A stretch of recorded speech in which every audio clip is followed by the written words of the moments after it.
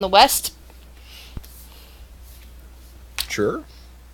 Yeah, because I wrote a little bit about this is a little bit of a snapshot about the this huge forest that's to the far west, basically butting the western coast of this particular continent. And you said as a furbug druid, was that correct? Yeah. That you were interested in this area because it's a huge desert that's essentially in the middle of your continent. And on the far eastern side of it, which is another country, there's almost this, worse than the desert, which has, some areas of fertility and, lots of life. There's this rocky area, this bunch of hills and whatnot that are almost lifeless, except for the beings that have managed to survive out there, like sentient beings who are now eating each other basically to survive out there. But that's like to the far east, past the borders of Candalla itself.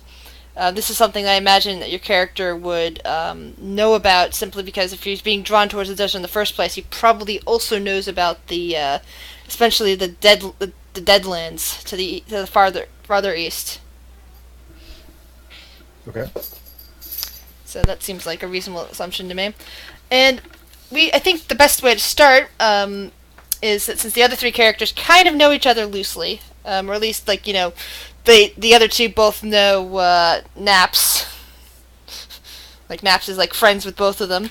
That it would best be start show off to anybody who might be watching, or anybody since it's the first time me playing this region as well.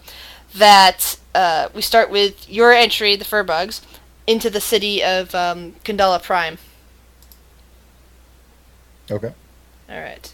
So I'm going to move the token space to Candalla Prime.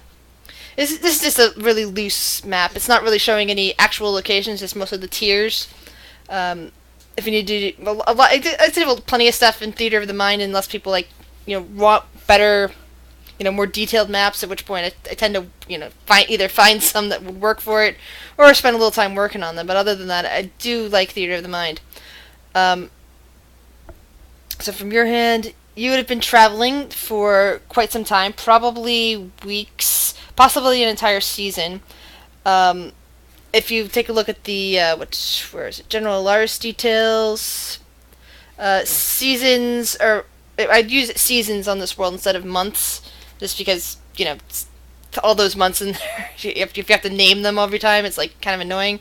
But 4 seasons work best. So each of them has 90 days, and it's 360 days in a year. And it also lists like the 2 moons, which tend to be in cycles. So you've been traveling for nearly a season to get out here, traveling along the road, walking, possibly taking odd jobs, possibly hooking up with caravans, until finally you've reached the edges of the grand city of Candalla Prime. This has brought you over a large bridge, which is spanning part of part of the great river that runs from the south all the way to the north. Oh, great. I just realized now I forgot to actually give it a proper name. An entire week to think about it, and now I can think of it still. I'm thinking of the Nile. So I'm just going to call it the Great Candalla River, since they think of themselves that way. They think of this entire land is theirs, and all this land between where the river spans is theirs. So they would probably call it the Great Candalla River. Okay. So this is the widest point of the river where the capital is sitting. The capital is actually sitting in the middle of the huge river. It's almost like how it's spanning a length, almost like the Nile. At this point of it, it's almost like the Amazon because it's so wide.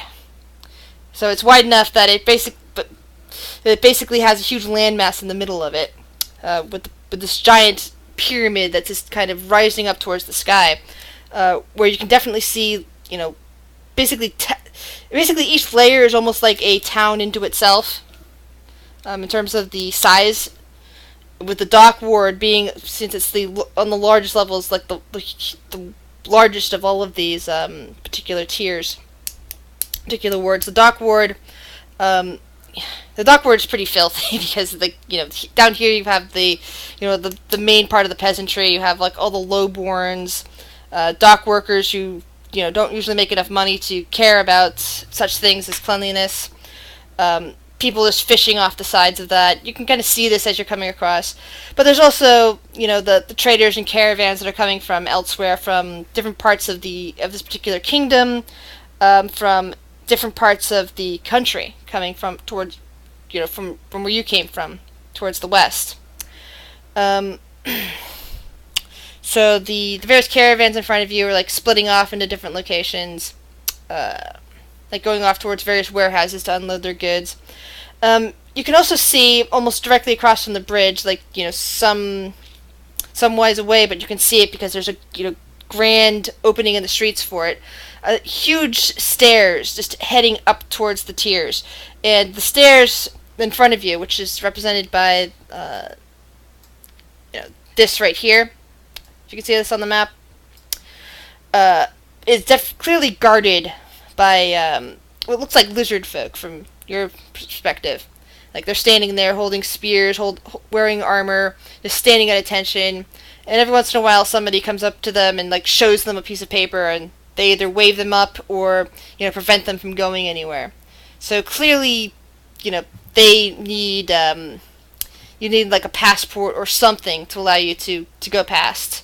To go up further than the docklands.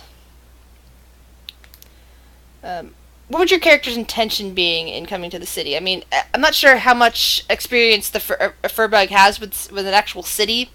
What do you think he might have seen in his lifetime so far? Probably smaller villages. Maybe he's been to a bigger city a few times, but it isn't really his preference. So what sort of things does he like to do? Mostly get high in the woods and talk to nature. I'm sorry, to commune with nature in the woods. It would be a special, unique ingredients. Spellcasting foci. I'd imagine after all of these weeks on the road that you have probably run out of whatever substance you tend to use to commune with nature. And while there's plenty of water nature here, you can see floating lilies every once in a while, and along the banks on the far side towards the west, you can see huge bunches of reeds. And beyond that, there are massive farms. So it's not like you see any desert right where you're standing. All you can see from here is the pyramid, the waterway, and vast farms behind you. You basically spend almost a day walking through the farmlands at this point. So it's maybe not quite what your character might have imagined as coming this far. Like he might have thought, okay, everything's a desert, whereas there's lots of farmland. However, there aren't many trees. Like you see the occasional tree in the farmland, but nothing more than you would find out. Nothing more than what you would find out in a savanna. In fact, far less than you'd find in most savannas. However, as you're looking up towards the noble quarter of this pyramid-shaped city, that's over here, you do think you catch a glimpse of various trees up there. Fancy nobles have fancy gardens and whatnot. They even have trees which nobody ever sees. Okay. Well, my goal here is to start looking into what has caused the declination of habitable and farmable land. And I've got a pretty good idea that things along the river are doing quite well. So I think I just want to find maybe a library, maybe just a companionable tavern where I could ask people about what's at the source of the river. Makes sense. Meanwhile, as you're the tourist lost in the big city for the first time, what are the rest of you three doing? Are you three together at this point, or are you guys in three separate locations? What do you think? Depends if Ember is slumming it. Yeah, if it's what time of day? Well, I'm imagining it's middle of the afternoon, heading on towards evening. Alright, yeah, then she would be down there, doing what her mother asks of her, but very fake smile. Yeah, ever since her mother got, before Ember was born, if I recall, her mother got pulled up to the clergy level because she showed signs of, Ra is mostly considered the divine light, considered the sky god. So Ra, as far as the people of Candalla are concerned, embodies both air and fire. Because, to them, like, the sun is a huge ball of distant fire. So, depending on who you're talking to, it's like, fire, air, sun, sky, all those good things. So yes, so seeing that her way her mother looked, they just kind of brought her up there, and, especially when she had a baby, and the baby to them looked a bit more normal than she did, if you know what I mean.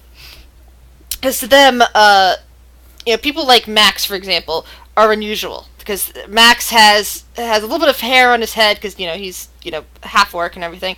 But he is not covered in fur, he is not covered in scales, he's not covered in feathers.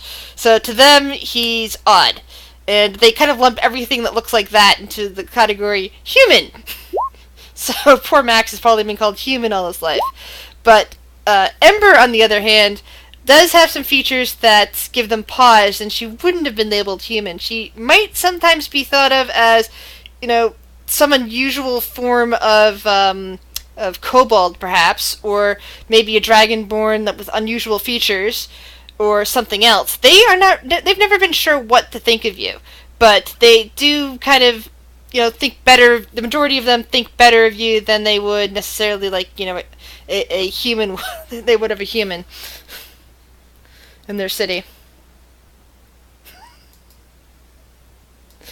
But yeah, so you've basically been hanging around the docks, and that's where you met with Naps, and eventually met Max, sorry. The J and the M jumped for a moment in my brain. We're eating books, okay. So you eventually met with them, and, I guess maybe you're trying to figure out what to do with your life. Does that sound reasonable? Yeah, she is absolutely trying to figure out what to do with her life, but her mother and those that her mother has surrounded herself around have decided that she too should do what they do, but you should probably, should become, part of the religion and so on and so forth, but Ember is a brat, and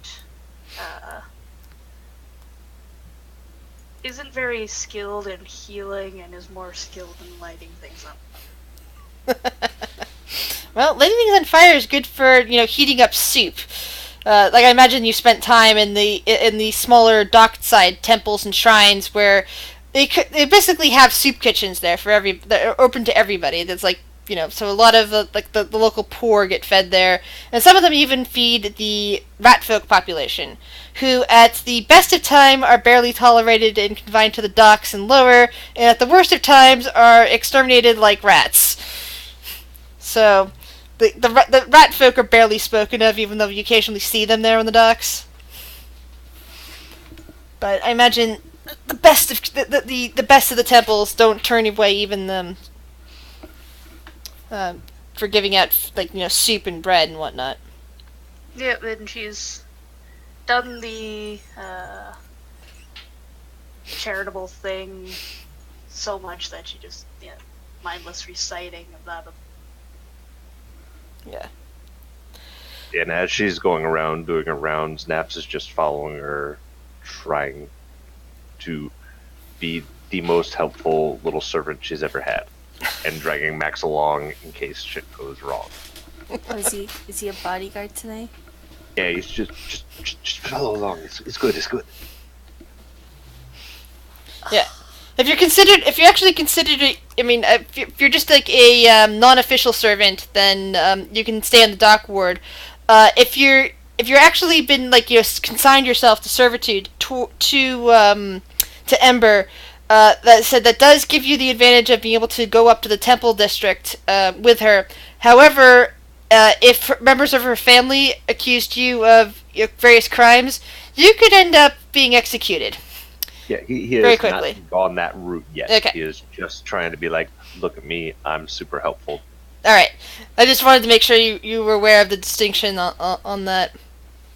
That this city has, like, if two people fight it out in the Dark District and two lowborns and one kills the other, the guards probably aren't going to do too much to them. It's like to them, lowborns, blah. But if, like, servants caught spying on another noble, for a noble family, they're probably going to end up dead publicly. So it's like not very nice for certain tiers and certain caste groups. But others have some illusion of freedom in that sense, that they're not being held accountable for actions. So I think Naps is trying to be like her friend as well to kind of avoid that sort of. Yeah, trying to be like a friendly guide. Like, oh no, I'll keep the riprap away from you. I'll keep you away from downriver because that's where the sewers run off. You don't want to go near that area. It smells too bad for you. Yeah, that would, in this case, that would actually be towards the north, because that's how the river rose. It's like the Nile rose from the south to the north, so it'd be on the north side. Over here and over here would be the worst of the sewer runoff. So the majority of the fishers are like over here, and some of them are up over here on the side of the dock. They eat pretty good, and sometimes if they get enough fish, they'll share them around or sell them. So, what do you guys want to do for fun? Do you prefer going to bars? Do you prefer, just hanging out, trying to impress somebody? What's sort of your ideal fun situation?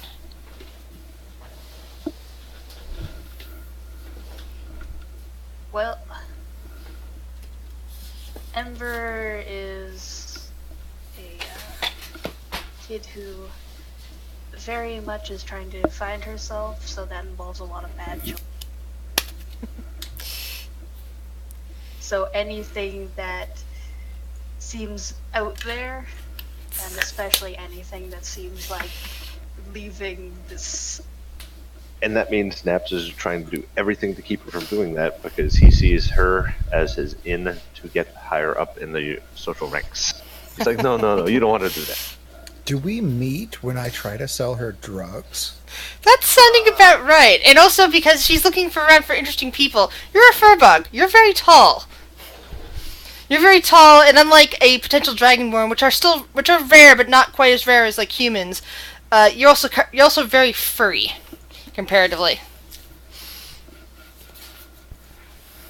So I imagine at some point, you wandering around, Babe Lost in the Woods sort, except it's, city, and her looking around for something interesting, would eventually spy the giant, to her, size category, kind of a giant type person is wandering around. Unusual features.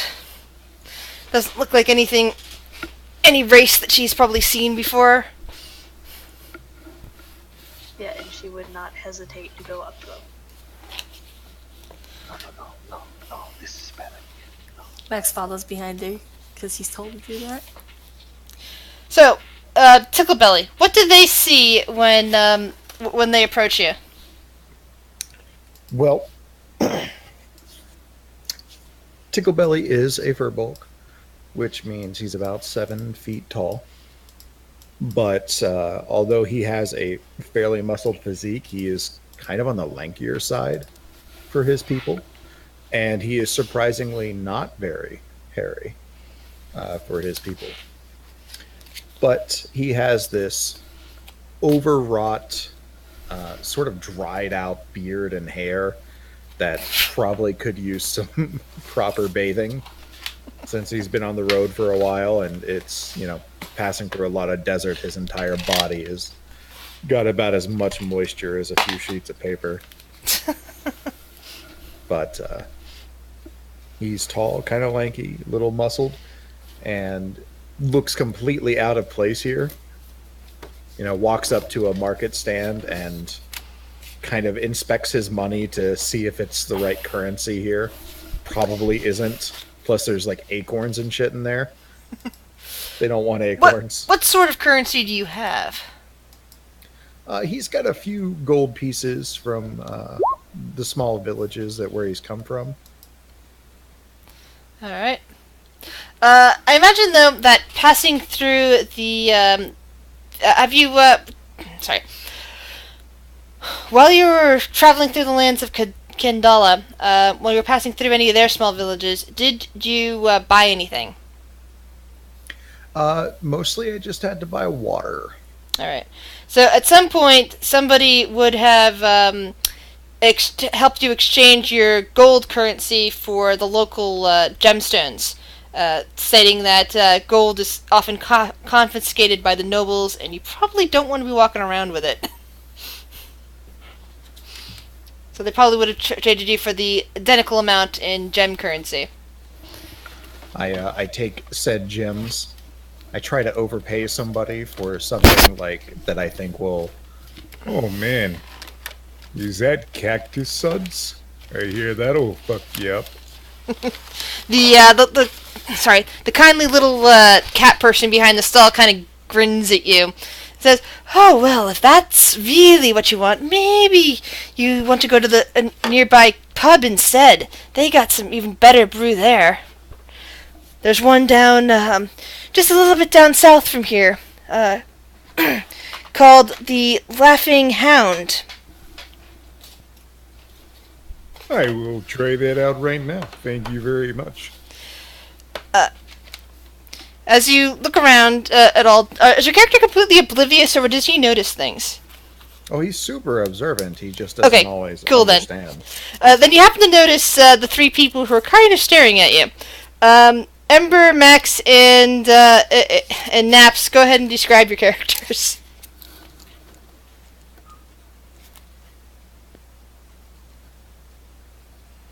Alright, since I was waiting. He's Naps would be a Cathar, which would be essentially a tabaxi. He's pretty short for his kind. He's only just cresting 6 foot, where tabaxi get to like typically around 7, maybe even higher. But he's like not as lanky, or not. His people aren't as burly as Thickleberry, but he is lanky, and he seems nervous. His tail is twitching behind him, and he's just talking under his breath to this woman that he's following around, trying to get her not do something, but he's having no effect. But he's just wearing looks like loose fitting clothes that cover as much of his fur as possible because the sun is bad.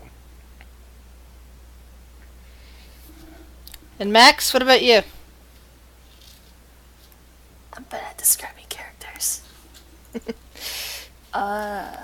He's like I know that feeling. 6'5", 6'6", probably typical muscular muscle head. I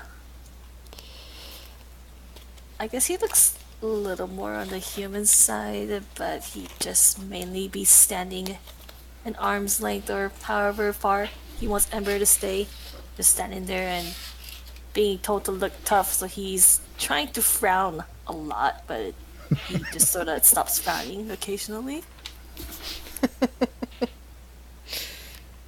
And I guess we're waiting for Ember to come back. Sorry about that. That's okay. And it's your turn to describe yourself. Yes, luckily I have wireless headset.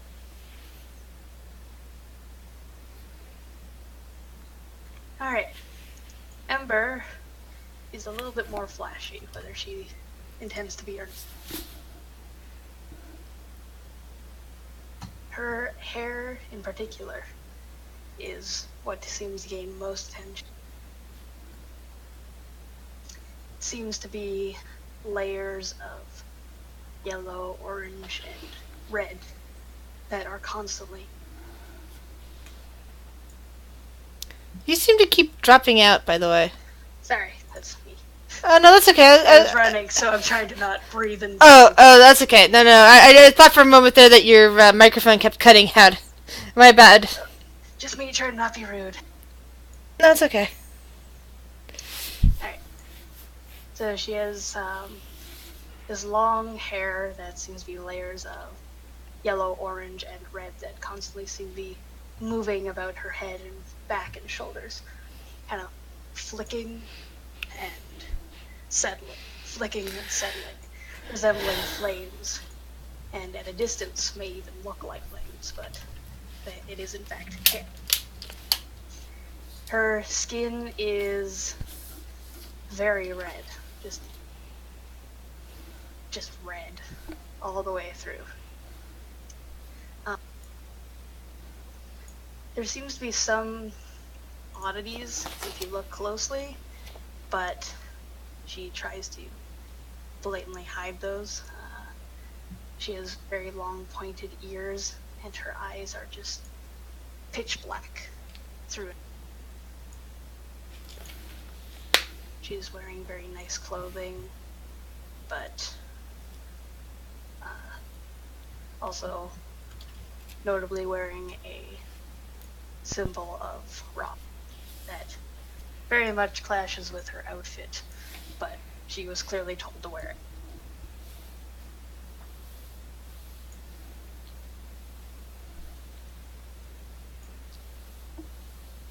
it. Okay. With a quick glance at Ticklebelly here, does he seem to have anything visible that I think that he has that I want to have? He's not really decorated in a ton of wealth unless you like small, little, cool-looking rocks. I guess maybe that's enough for He you doesn't people. want, he doesn't want small looking rocks, even the cool looking ones.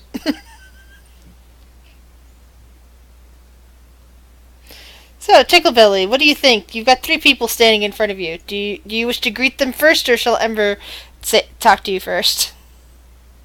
No, making eye contact with a wild animal, which I consider myself, is an invitation. So I wander over to them. Hi there. Noticed you can't, it's something with my hair, or I have lice again? Oh no. Naps takes a step back. Put her hands on her hips, kind of in these fists, and look at him a little bit haughtily. Give him once over, seeming to judge his person carefully. Goes, "You're not from here, are you?" Why, no, I'm not.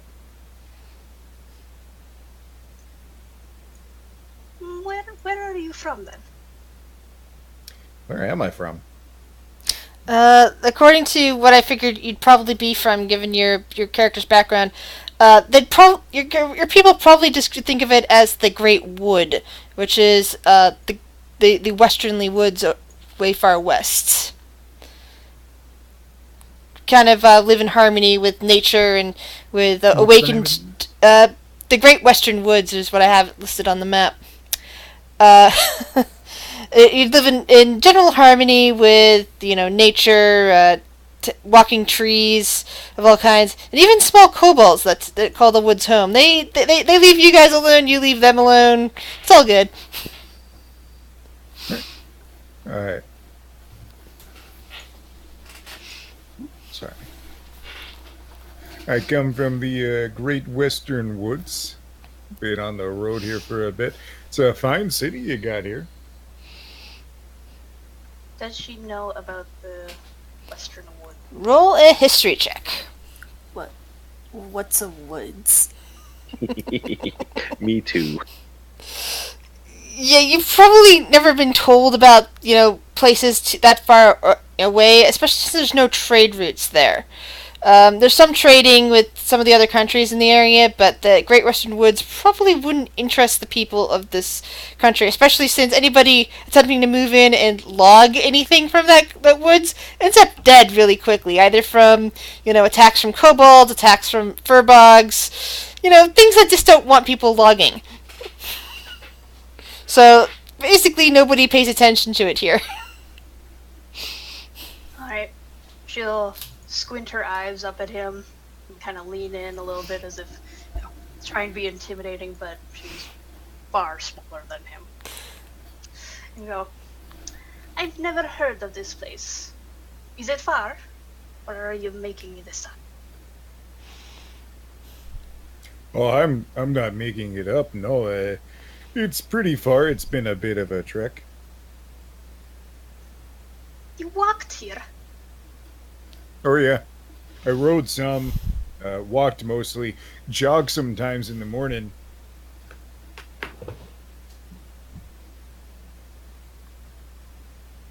She'll kind of bring up her hand to her chin and tap at her bottom lip, thinking, well, Naps will tap Max on the shoulder. Your human friend here. Yeah. I think he has the heat. Does he have a what? I think he has heat stroke. Probably. He smells kind of bad. Talks kind of bad. Do you think it's rude if I tell him he smells bad? Yes, but I think you should do it anyway. He just sort of waits, I guess, to see if he gets like some approval to speak from Ember or something. Wait, am I allowed to talk or? are you allowed to talk? I don't care. You can do whatever.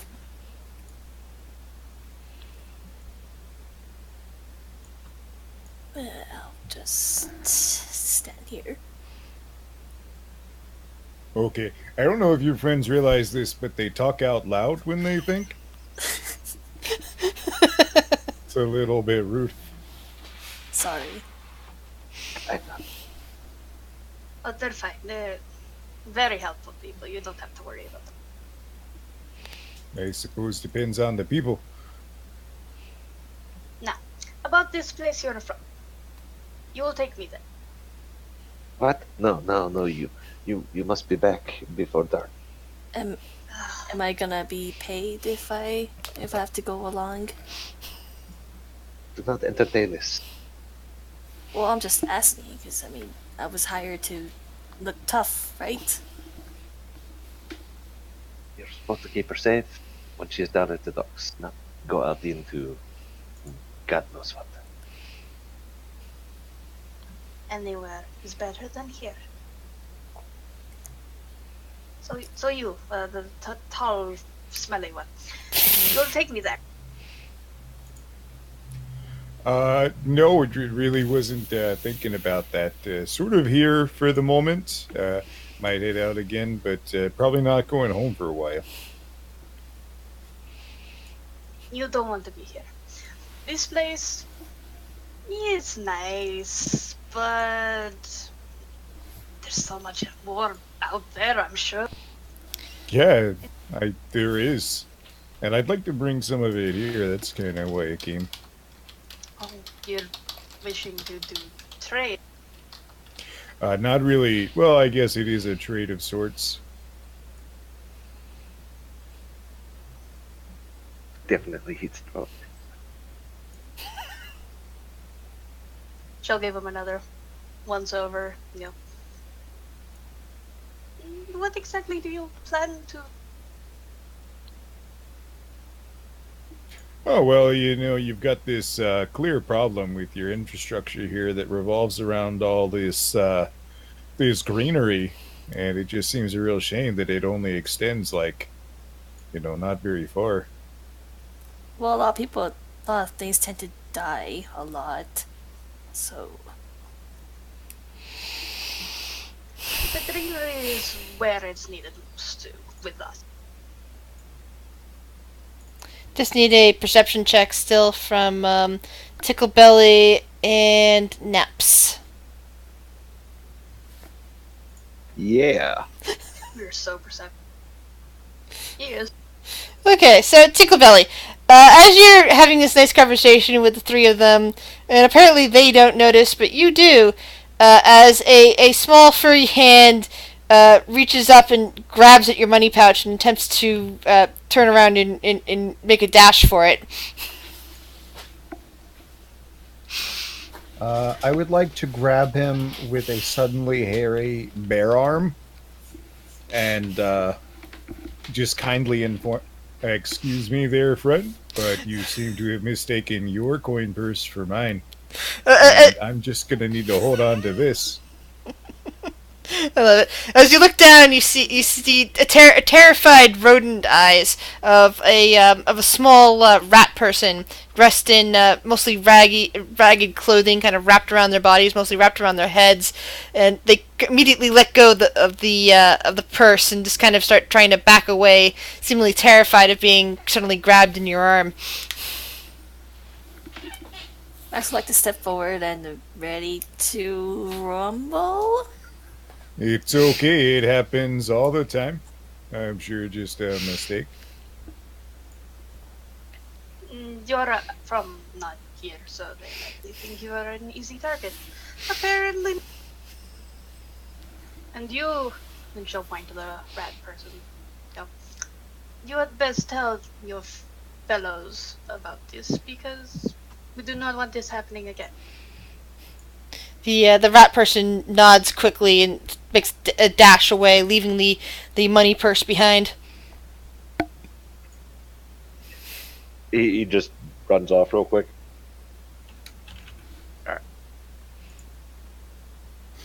You're trying to confront the thief that just ran off? I was gonna try to say something to him, but it's fine. It's fine. It All right. runs away.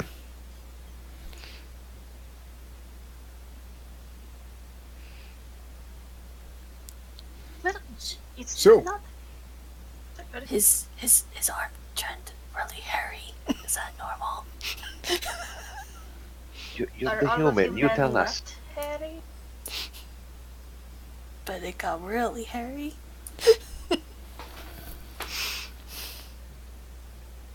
Oh yeah, so that's nothing to really. It's not like a sudden onset puberty or anything like that. It's just I got this connection to, well, like kind of like everything, I suppose.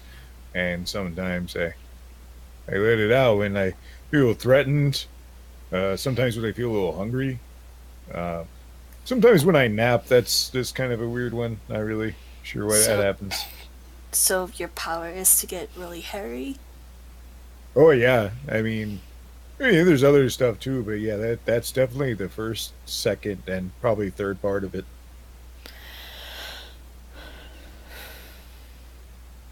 All three of you are very hairy. I don't understand what the big deal is.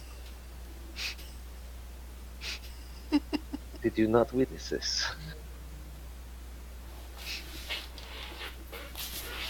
It was particularly large amount of hair. I just kind of look at the cat bear.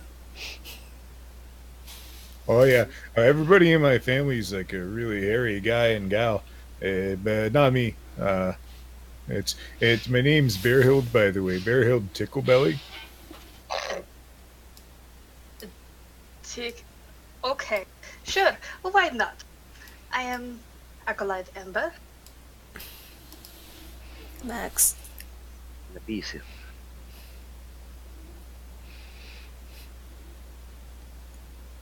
Well, it was a great meeting you fellers and the ladies, and I'm sorry I can't take you out to the woods, but hey, if you need a friend about town, who knows nothing about town, hey, I'm always around for right now. This is true. You said that you get hairier when you're hungry. Let's make sure that does not happen. Naps, Max, let's go to the tavern to get him some food. Yes? Yes, right. As long as it is in the city, it's good. Yes, in the city. So, how long am I? Do I have to follow you around again? Because I'm supposed to go back home after the sun goes down, and We'll have her going up before that. Don't worry, you'll be fine.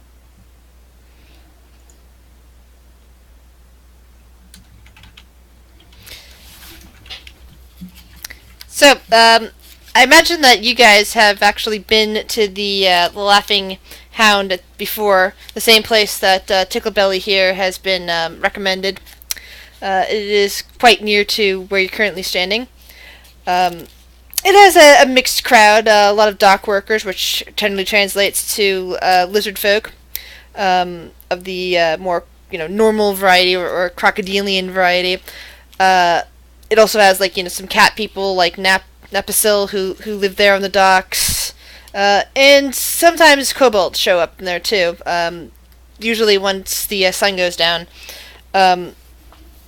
since they prefer darker times, and a lot of them work in mines nearby, and kind of live in the city.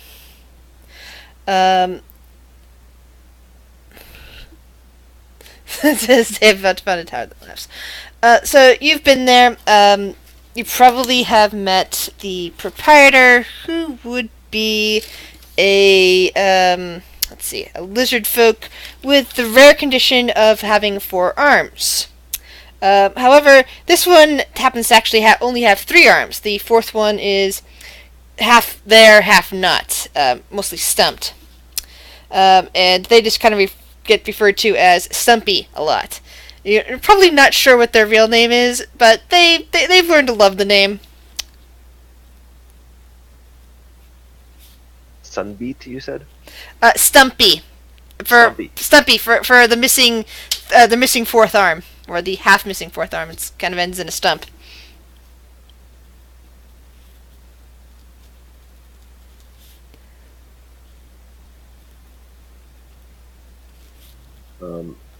Being at midday, is it crowded or is it pretty empty?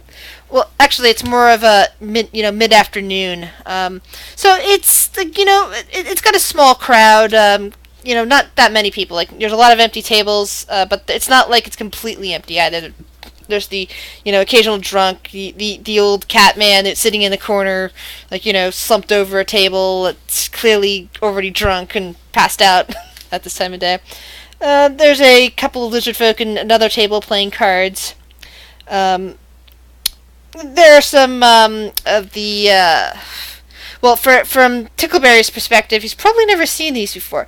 They look like flightless birds, like birds without any wings, but they have these big heads with really long curved beaks. And 2 of them are sitting together at a table, and they both appear to be writing on pieces of paper. Behind the bar, the bartender kind of looks over at you guys and goes, and nods his head, picks up a glass, starts cleaning it. Says, Ember and Naps, welcome. Yes, hello. We're going to need food for our interesting friend here. I'm sure you have a clean table prepared. He kind of looks over towards the furbug and kind of tilts his head back a bit. I don't think I've ever seen one of that kind before. And sure, there's a table right over there in the corner. He kind of points towards one. It's, half in, half out of the light, so it's enough shadow back there, but it's completely empty and it's got 4 chairs around it. Well, now you have met one. Name's Bearhild. I'm a Bearhild. Bearhild. Never heard of a Bearhild before. They just call me Stumpy around here. And it's nice to meet you, Stumpy. As you look at him, you notice he's got some various scars, and in addition to the missing arm, the missing lower left arm that kind of ends in a stump, you also notice that a couple of his hands, he's also missing various fingers. Looks like he's been through a lot of rough times. So, what kind of food do Bearhilds eat? Oh, I've been eating pretty much just berries for the past, I don't know, a season or so. And that's, I guess I'd like to just try some other things, maybe some salads or something, really spice things up. Salads? Mostly... The fish. The fish is good. Yes, we mostly have some fresh caught fish. Caught only this morning, in fact. Oh yeah, that sounds great. Good. So, we'll have some fish sandwiches, how about? And tomorrow there will be fish stew on the menu. Okay, well, but I can only eat that for 2/3 of a season. I'm gonna need something else. He kind of gives an odd look towards Bearhild and looks over at Ember. You do have an odd friend. Yes. Well, I'll have your meal around shortly. Can I get you anything to drink? I need I- wine. I need wine today. Yes, wine. Wine for everybody. I'm not supposed to drink. You will drink to celebrate our new friend. I really shouldn't. My mom will yell at me. The bartender kind of grins a bit at Max. Worried, are you? Max, let me give you a little piece of information for you to keep and hold when you're trying to be a big tough guy. Don't talk about Mama so much. Then what should I talk about?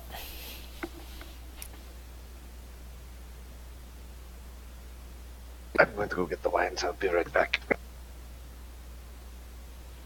And Naps will, once everyone gets settled, he'll do the running back and forth so Stumpy can stay behind the bar. Stumpy seems to be very appreciated of the assistance for bringing out the drinks and the food. It doesn't smell half bad. Bearhild, does your character normally eat meat and fish? I know that there's some question about that with the fur bugs.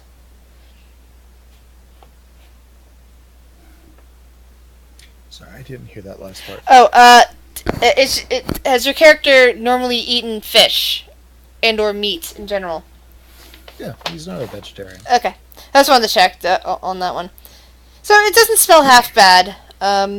It doesn't look like anything you might have seen out on towards the coast or in a river before. Out where you live. But it does look like that it's cooked well, and doesn't have any those little bones that can be problematic. I mean, carefully scaled, all that good stuff.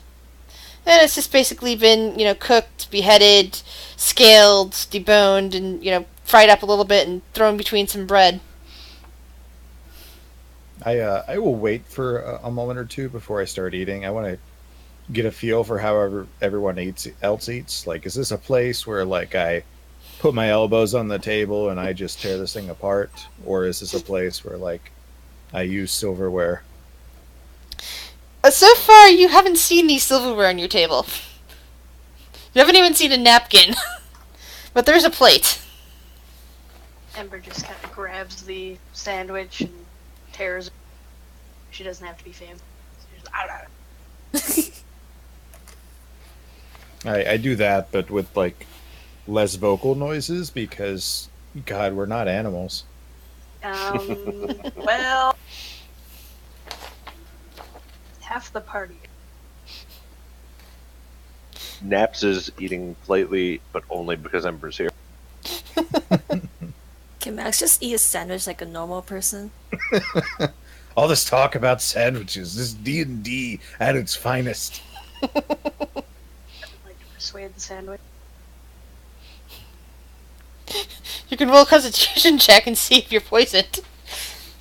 I sometimes do that with food that your character hasn't eaten before. I would like to light all the sandwiches on fire. So as I said, I'm Bearhild, and I'm here to save the desert from itself. But why are you so eager to get out of here? Why is that one scared of his mom? Mothers are scary. But I want to see the world. I have been cooped up in this place for far too long, and I would like to get out. I suppose that's fair. And what about the other two of you? You just following her when she leaves because you also want to travel? No, I was just tired to look tough. Well, you're doing a great job. I'll tell you that. Oh, Thanks. This one's Right. mother is very important up higher in the tiers. I have to make sure that when she comes down to this area, she stays safe. And staying safe means staying in the city. And he gives a pointed look over at Ember. Who rolls her eyes?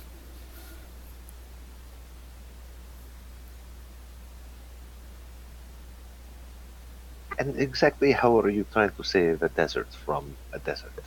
It sounds not right. Well, I had a vision. I was reached out by the Earth Mother, and they told me that I could come here, find the source of what keeps this place so fertile, and I could follow that to what's killing the desert.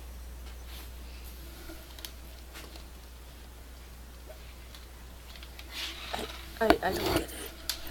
Are you saying that this city is taking from the desert, or that the desert lost what the city has? Yeah, that's what I think. I think that maybe whatever is nourishing the city along and the other places along the river, perhaps, perhaps, perhaps it used to go all through the desert, underground and such. Maybe it's being siphoned somewhere by something, nefarious. That sounds interesting. Are you talking about the river? That is the thing nourishing the city and its surroundings.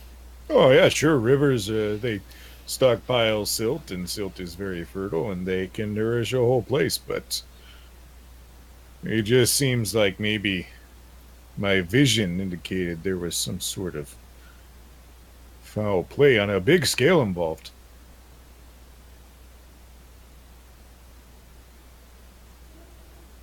Naps nods his head like he understands anything that's going on, but he Ember has her elbows on the table and her chin in her hands, and she's like, yes, yes. Any excuse. Max just eating a sandwich like a normal person. boring human. And I've had these visions before, and they're never wrong. And you said it's from the Earth Mother? Oh yeah. The last time I had a vision, she showed me the trees dying, losing their leaves. And then she showed me their rebirth, so I know that she's legit because that happened.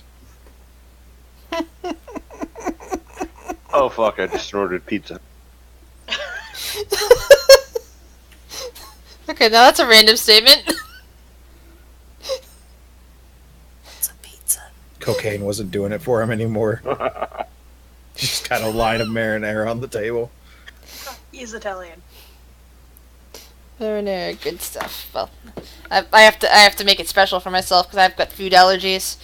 I'm allergic to onions and garlic. No way to live. Yeah, at least I can cook. I'd be Might as well completely just put ketchup on your pasta. no. Ketchup has onion powder in it. Might as well just give up. Thankfully, I know how to cook and enjoy cooking. So the two of those things put together means that I am able to feed myself. I'd be completely screwed if I was inept at cooking or hated it. So I'm at least grateful to have that in my life. But anyway, back on topic. So you guys are getting to know each other.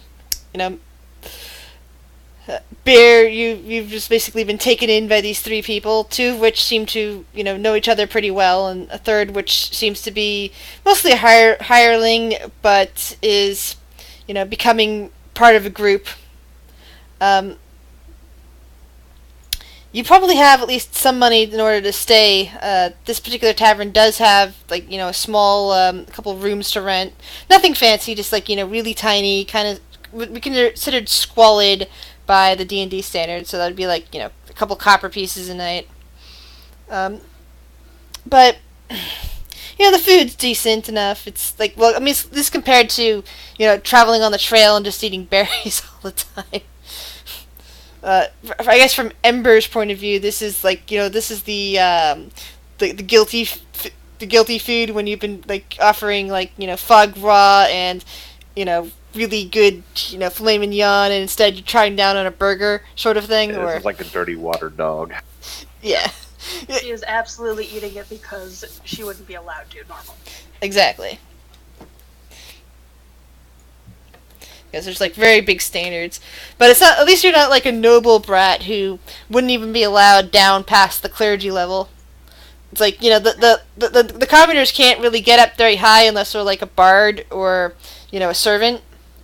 But nobles really pretty much are kind of confined to the top level unless they're escorted out of the city to be visiting neighboring areas. They're not supposed to be lingering on other tiers of the pyramid because it'd be bad for them according to the laws of the land. And the pharaoh pretty much stays confined to her palace. So, like, from your point of view, you're allowed pretty much at least to come down here. You're not. It's not like you're trapped on the clergy level. But you see how these guys live, and the fact that they can't go any higher. So, at least not without money. Even if she was locked away in temples, she would try and stay. Yeah. You'd probably not want to be living here if you're completely locked away in the temple. At least you have Disney princess syndrome. exactly. And it's you can probably imagine that the noble household feels about the same.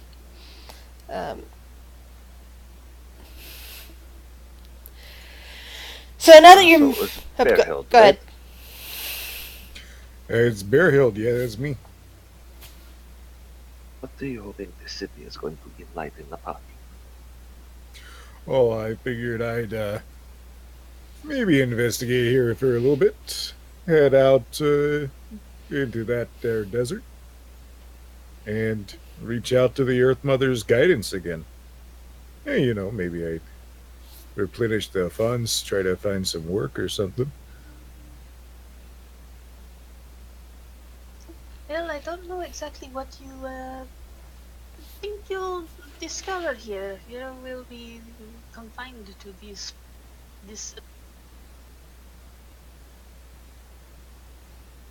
This, what?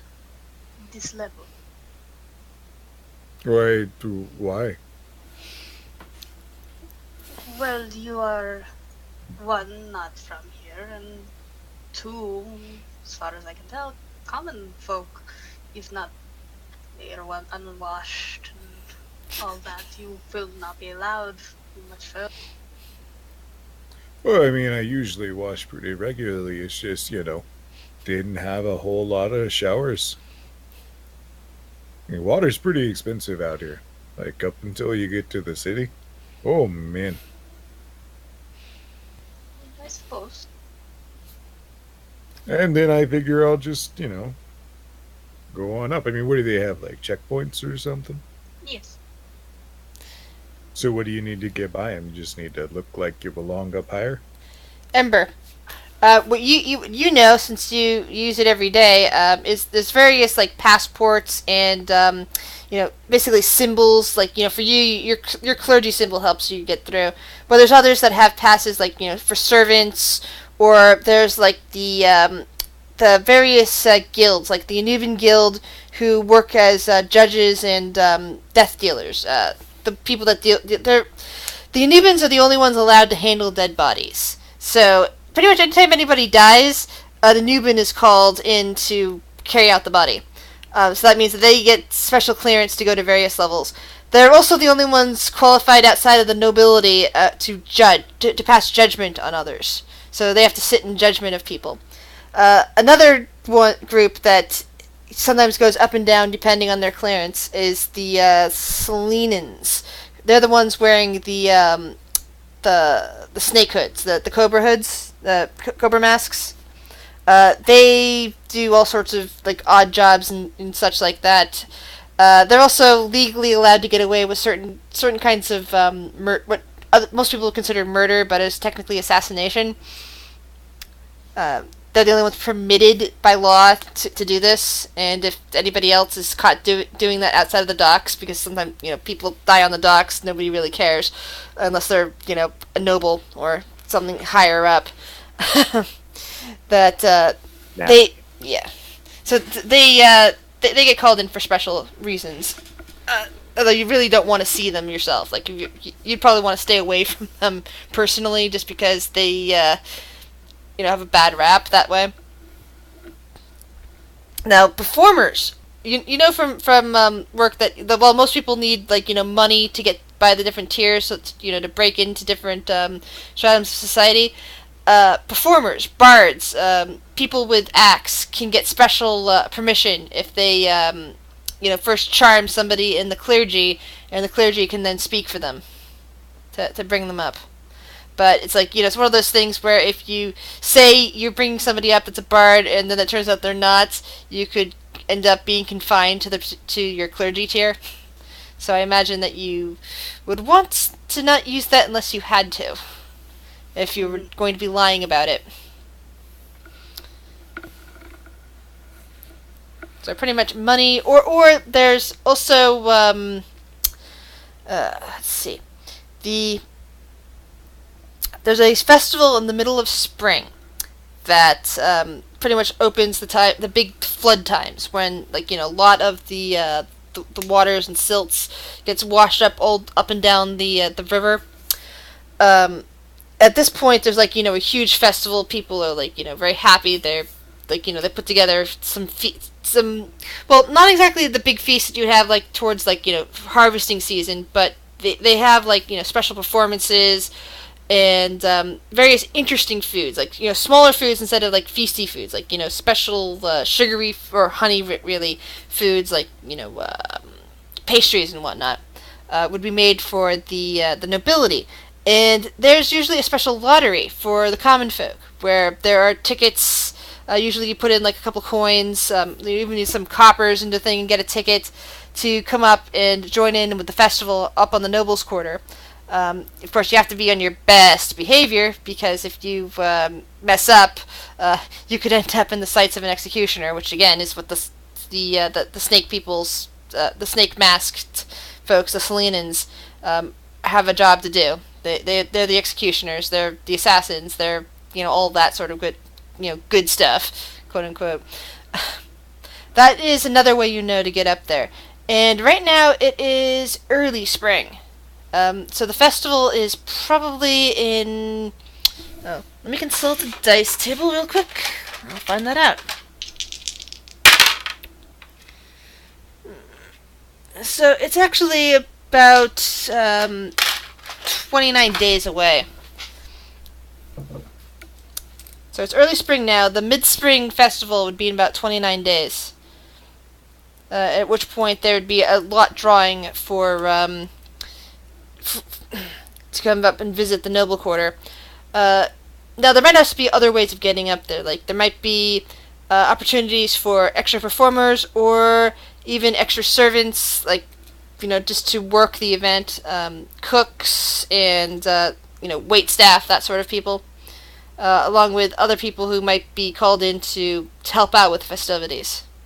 So that's one way, another way other than, just buying your way up, that you might be able to find a way to get your new pal here up there over the next couple of weeks.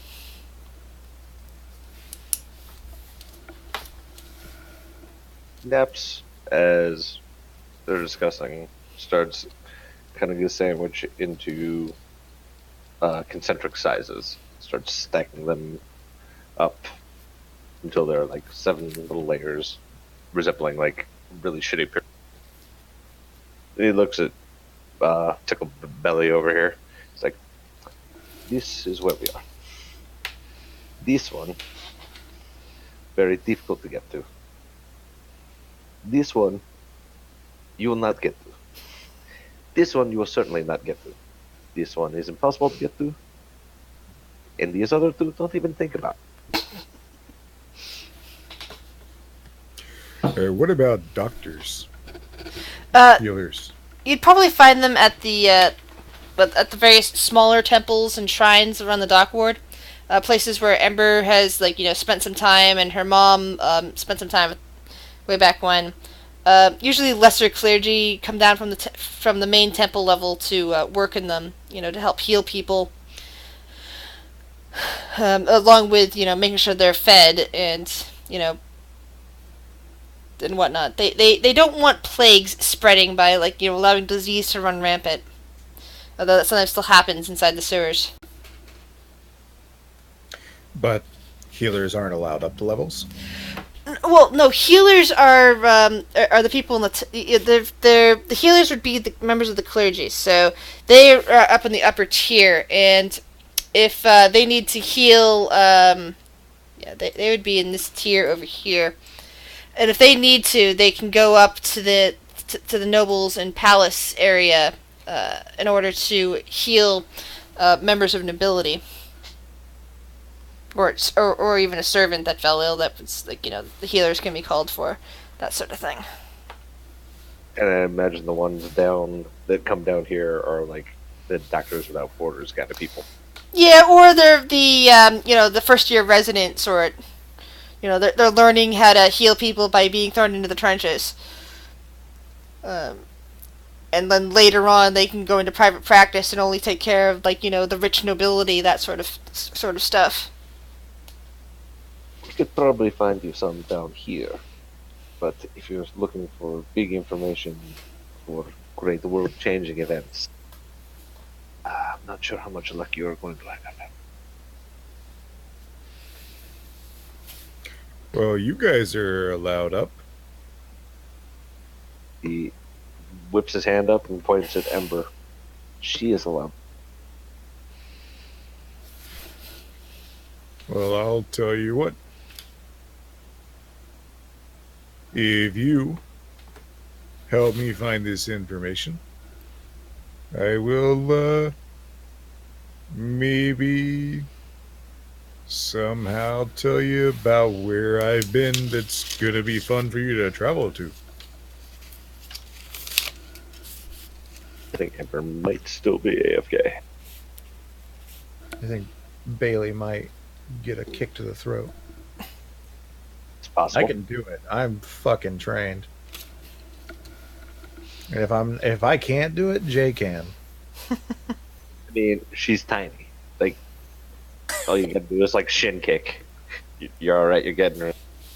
I mean, I'm pretty well trained. Jay is probably one step away from being an international assassin. Shh.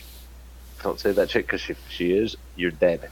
Just The best part is I'm actually licensed to karate chop people. Sweet. That is Okay, awesome. so I know that is not true. You don't get licenses to cause people pain. Well, you do in my world over here. I mean, that's what the Selenian guild, the Selenian guild / they're all worshippers of Selena. But the guild that basically wanders around here, they're all licensed to cause pain to other people. One quick question. I'm trying not to disrail. The waterways that run the corners. Yep. Are those coming? Or is that like a pump that brings it up to the palace and then trickles?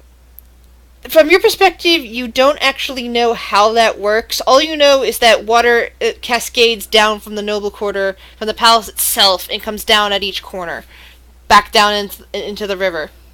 All right, fair enough. So it's kind of like the pharaohs are showing their majesty. Ra has blessed this. Ra has made Woos to bless this place. Woos, the goddess of water and life. By making this is why this palace is so holy. This is why this entire city is so holy. We've got water not only around it, but flowing down from the top. That sort of stuff. And of course, just like with the placement of the water, by the time it gets all the way down there, it's not the sewer it's not where the sewer shutoff is, but people sometimes still dirty it up anyway. So the lower down it gets, the less clean it becomes. So you can imagine that the nobles have perfectly clean water running down there they can use for anything, and as it gets down to here, the dock level, it's almost as dirty as the river can be.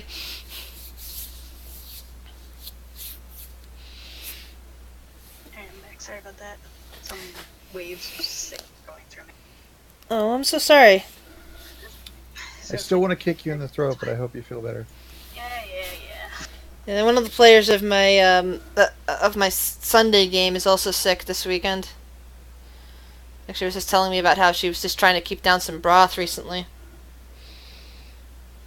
So I'm really sorry. And I mean, if we need to to have a really short first session, I'm cool with that. We can get some good setup going. If you can hang on and find that this helps you, we can go for as long as you need. That sort of stuff. I can hang on. Just let me know if do something else. Yeah. If I have to be. Yeah, just let me know if you need to, go lay down. It's perfectly fine. For sure. Alright, so hearing all of that, because again, yay, wireless head. Ember will think about it a little bit and go, better offer. If you take me somewhere interesting and nice and cool outside of this city, I will find a way for you to come up to my level. You're gonna show me how to get on your level. Oh man. He's gonna have to crouch.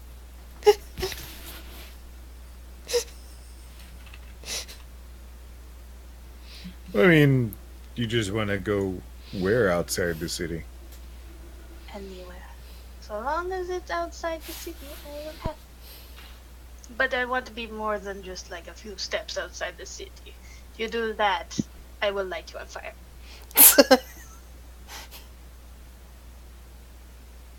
She will. I've seen it. It's terrible. Well, burning is not a good look for me. Well, let me see what this place has to offer,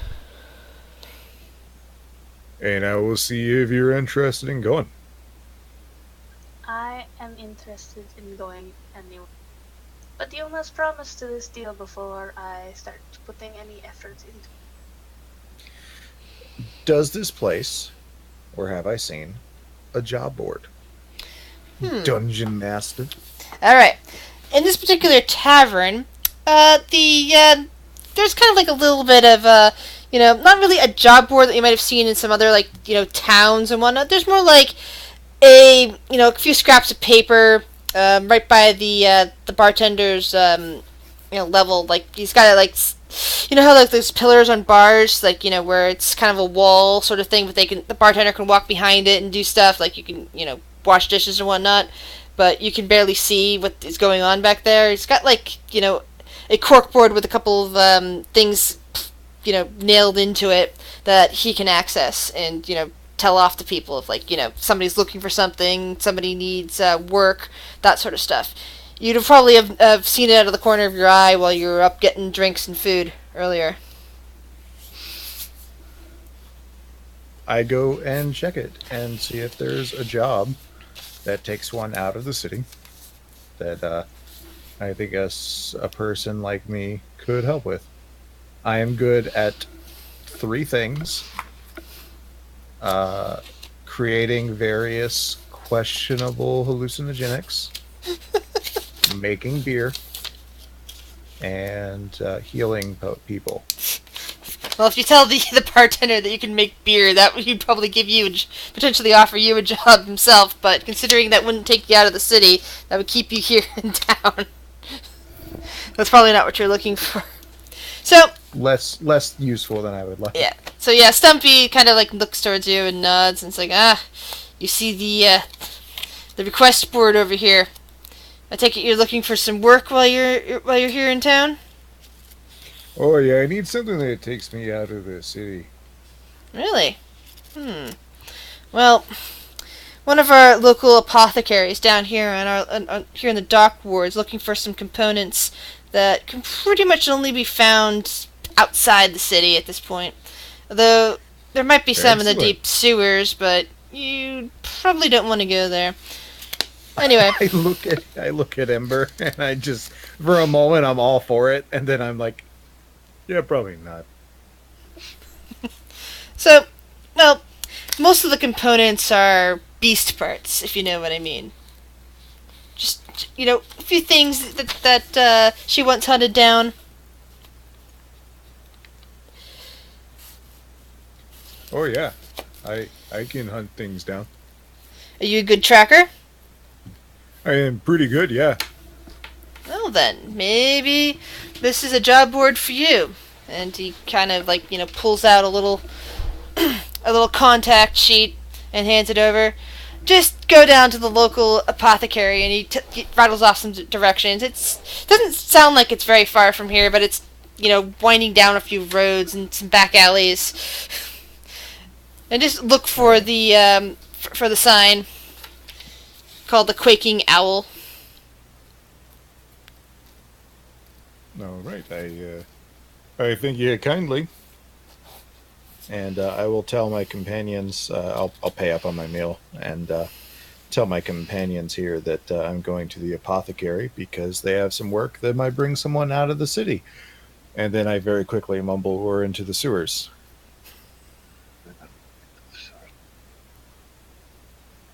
Out of the city. Selective hearing goes. Yeah, apparently they might need like a creature perhaps harvested for some of their rarer ingredients, or maybe some plants found, or we'll just go there and see what they have. Not very good at that stuff. How That's much are okay, they paying? because I am. We'll Don't find know. out there. Yeah, so that's where I'm gonna go, and I'll see you guys around. Again, my name is Bearhilt, and you enjoy your days. Yes, I will be down here again tomorrow, and we'll see about holding my end of it. Sounds great. And I go, and I do the thing. Alright. Is anyone else going with Bearhild? Max fun, but he can't.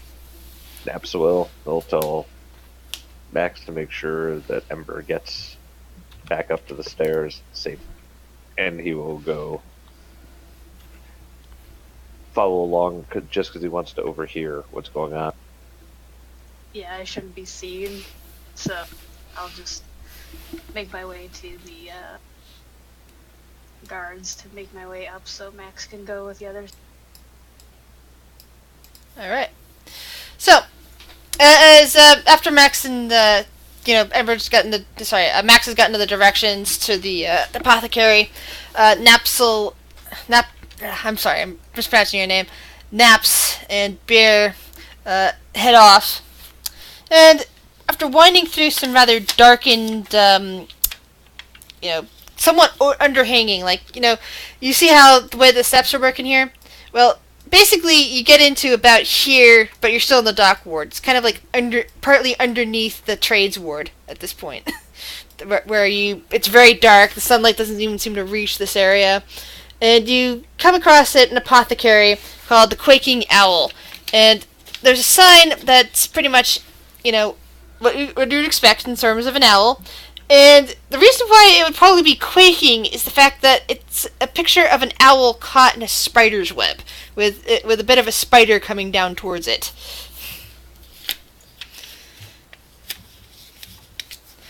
The odors in this section of the city are just atrocious.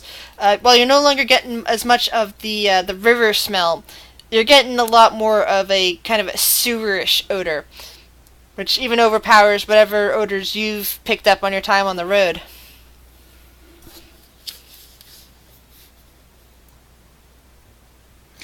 Well, I make my way inside and look for the proprietor.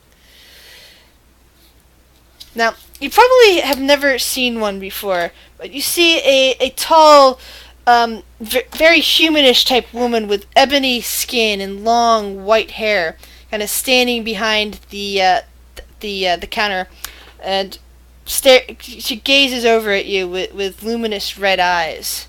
Says, "Ah, welcome. What can I interest you today?" She also got Well- rather pointy ears. Well, Miss Hi, my name is Bear Hilt, and Naps came with me. Yeah, Naps is just following along, making Yeah. sure you don't get mugged. Yeah, Napsel, you probably would recognize that this woman is a drow. He's This alright. is my friend Naps. I'm using friends kind of loosely there. I'm hoping he won't mind. And we were hoping that maybe you could tell us more about these job offers that you've got posted. Oh, good. Someone's responded. Well, I'm Rala. She kind of nods to you. She keeps her hands placed on the countertop. And you do look like you're capable. She kind of like looks you up and down. Though I'm not sure I've seen one like you before. Where do you hail from? I come from the. I have to look at it. It's the western. No, Super it's Great Woods of Awesome. the Great Western Woods. I think I've heard of that place. Tell me, have you brought any samples from there? She kind of looks you over, and it seems to be staring for some reason at your beard.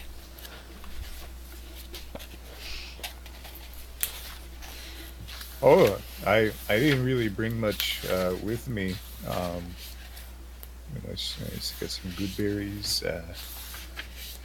Yeah. Got some. All around the inside of her shop, you see it's very dark in there. It's definitely made for people who have low light vision or dark vision. Not really meant for people who can only see in good sunlight. But you see various drying herbs of various kinds. A lot of mushrooms in jars. Another jar that seems to be full of dried spiders. Other pieces that are really hard to identify just by glancing at them. And there's even something that looks kind of like a large eyeball that's just in a jar off to the side, floating in some kind of liquid. I don't know if I have anything on me, but if you've got something out there that needs found, I probably could find it. Well, it might be dangerous. Are you up for danger? Well, truth be told, I'm not really excited about that. But that's comes with the territory sometimes. Literally, you get on something's territory and it wants to hurt you. Do you think that lady with the red skin, she's up for danger? He says begrudgingly. I didn't hear what you said there, guy. Yes, she would be. Oh yeah, we're up for danger. The woman behind the counter just grins at you. Excellent. Because I have sent 2 other groups out into the desert, and still they have yet to bring any of the components back that I need. Tell me, have you ever heard of an ankheg?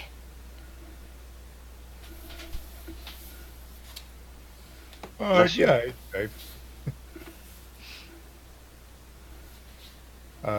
I think I'm familiar with them. They're like little subterranean creatures, kind of like ants. Is that right? Do I know this? Let's see. Roll a nature check.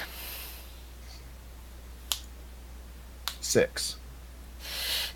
Last you heard that they sound like they're about subterranean, but she's talking about something in the desert. So perhaps they're subterranean. Perhaps there's some sort of subterranean habitat out there in the desert, or perhaps, much like some of the other beings in this area, there are a desert variant of them that she's actually referring to.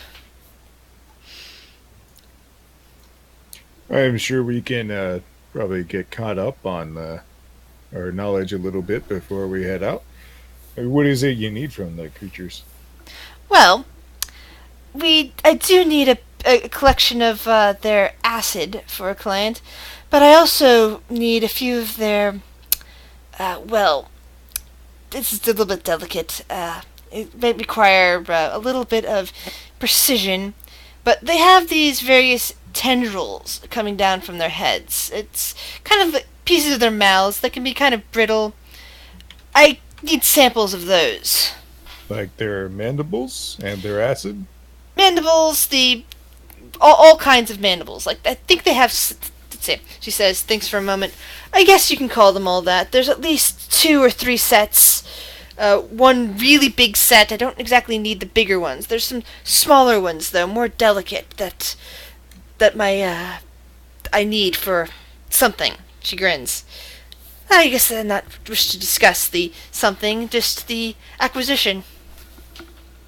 Right, so you need all of their mandibles and their acid. Yes, I guess you can think that. Well, okay. I don't really care why you're getting them. I'm gonna get them for you. What kind of recompense are we talking about here? Well, I can pay you. Remuneration. I can probably pay you if you get me the entire set. At least 10 red gems, the equivalent of 10 gold. gold. Third time you're sending people, and you're hoping they come back.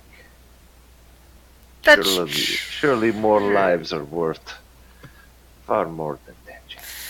well. I imagine that the last 2 groups were foolish and desperate. But they're the ones willing to take We the are job. neither.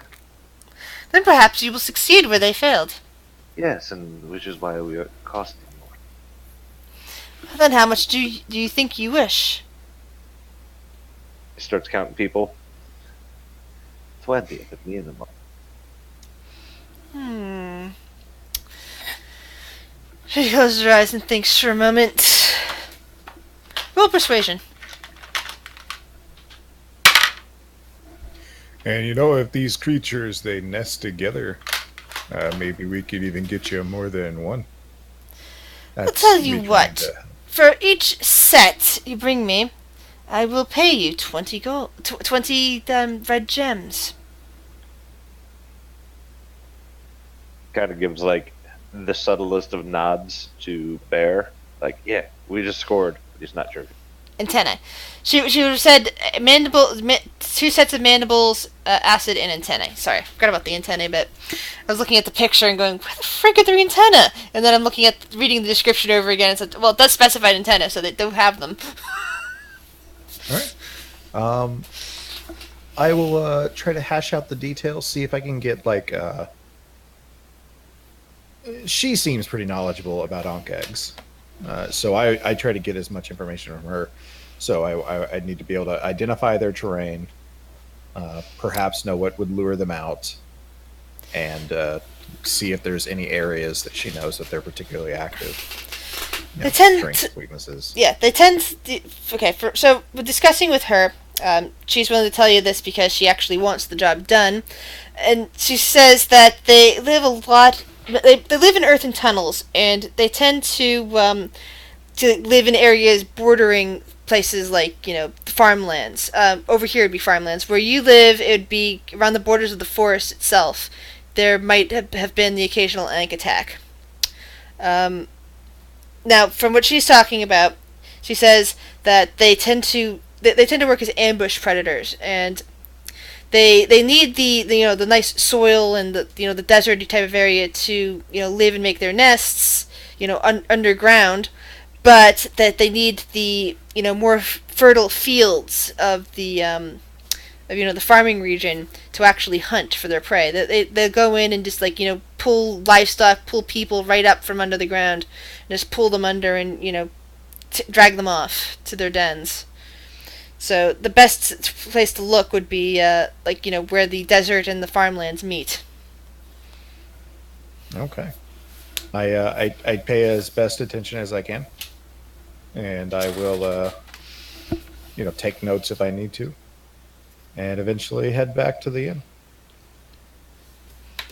I guess I'll need to pick up some bags to carry all this stuff in. And Naps will try to buy some vials for acid. Yeah. Yeah, these are sort of things that are easy to find in the even down here on the docks. There's nothing fancy.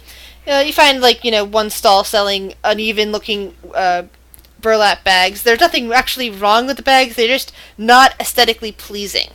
And you also find some glass vials. Again, they are formed.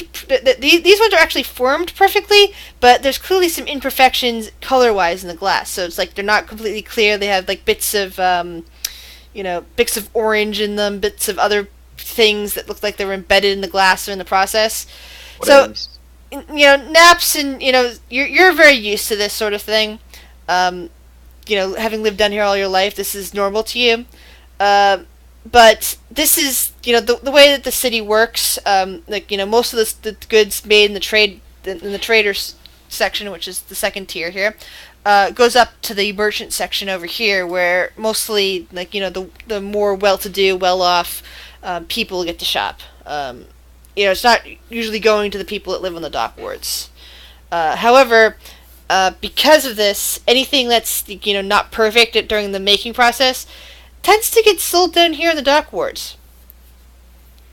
So you guys still have supplies of stuff. You don't usually, you won't find anything really good. You won't find any magical artifacts. And while you might be able to find really small healing potion, it would only come from a temple and be rather expensive. On that note, while I was in the apothecary, I can make healing potions. Excellent.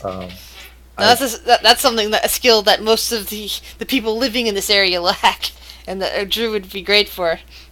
Does she sell the ingredients to make potions that are cheaper than the finished product?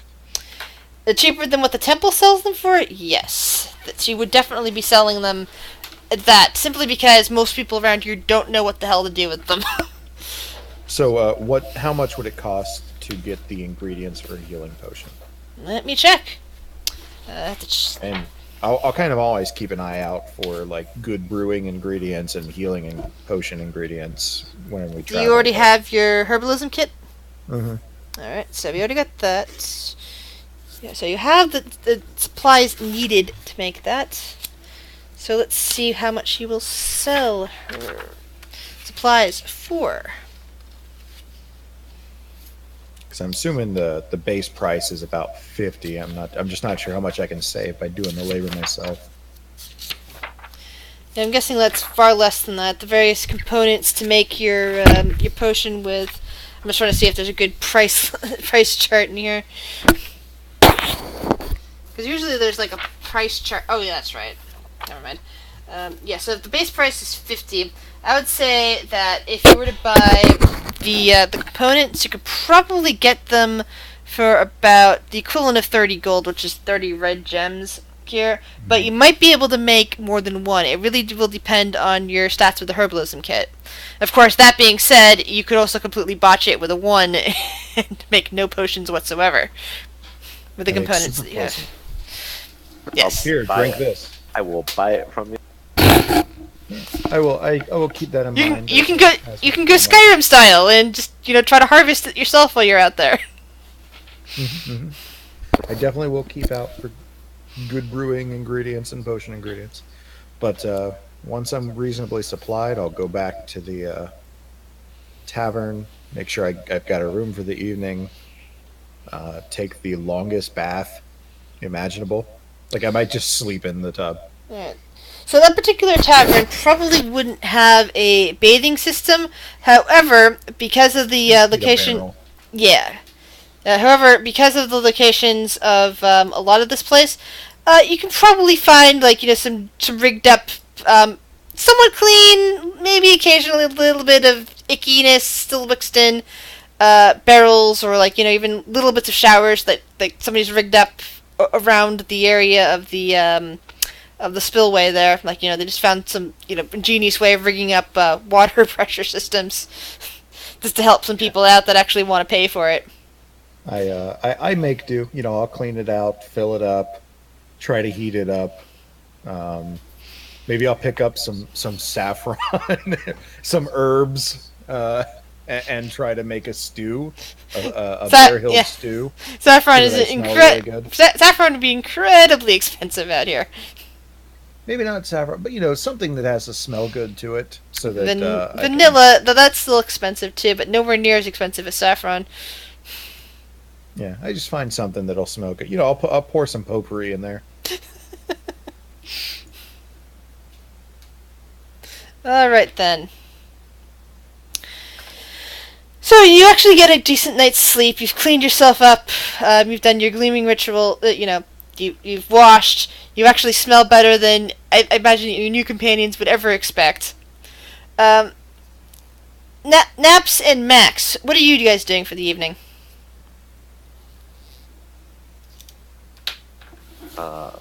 Naps would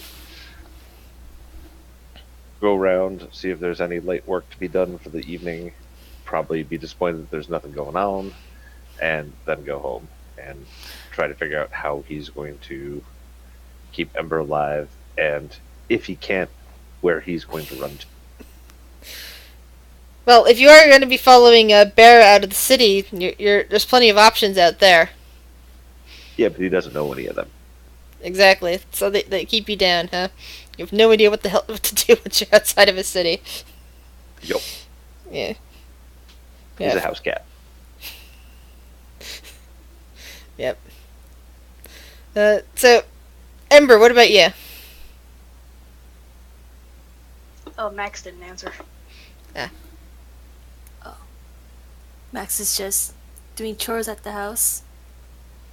Probably looking at what jobs he can take tomorrow. Excited about helping Bear? Does he know about that? Oh, that's right. No, that's right. It was just Naps and Bear that were talking. But Max is going to be following Ember around again, correct? That's if she wants to hire him to be the muscle or whatever. That sounds reasonable. Ember, is that your desire at this point? I assume either Ember will or Naps. Yeah, I think Naps was picking up that tab on his own because he knows he's not muscle, and he knows he needs to look like he's impressive if he wants to impress Emperor and get into the temple. Well, if Max is aware that he has to, stand guard around Ember again, then he'll just probably, I don't know, do whatever a good mama's boy does and just do chores at home or something. Wait till tomorrow. Tomorrow that they were going to talk to somebody about maybe getting out of the city and doing something, but it was open-ended what that. Gotcha.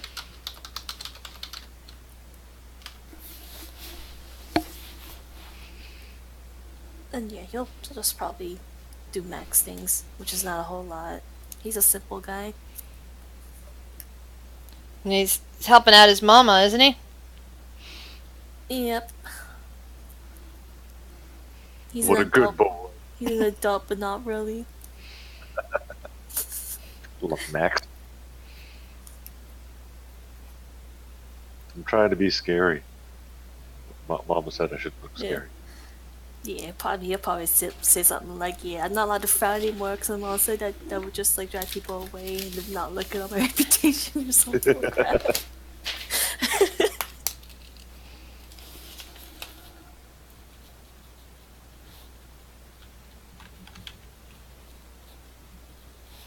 All right. So the new day dawns. Bear, you probably I don't know if your character was used to sleeping in beds or or just more used to roughing it, but it's far different sleeping indoors than it's been the last the last season since you've been traveling, and also far different from whatever sleeping arrangements you most likely had back home, back with as a fur bug and everything. I think that don't a lot of fur bugs sleep outside? Probably. I Yeah. mean, they have villages and such. Yeah, so that's they true. have homes. That's true. So so it's up to you how different this is for you, or if it's just good to have a bed again after all of this time. think he's But- pretty pleased with having a little luxury. And this is very luxurious by his standards. Yeah, even though by the standards of the city itself, it's squalid. But but anyway, While I'm lounging in a bath the size of your guys' in-room. yeah. So Ember's all lounged up, probably wearing fresh clothing. Not the same stuff that she was wearing before, and Oh, she put together a I'm gonna go on an adventure out.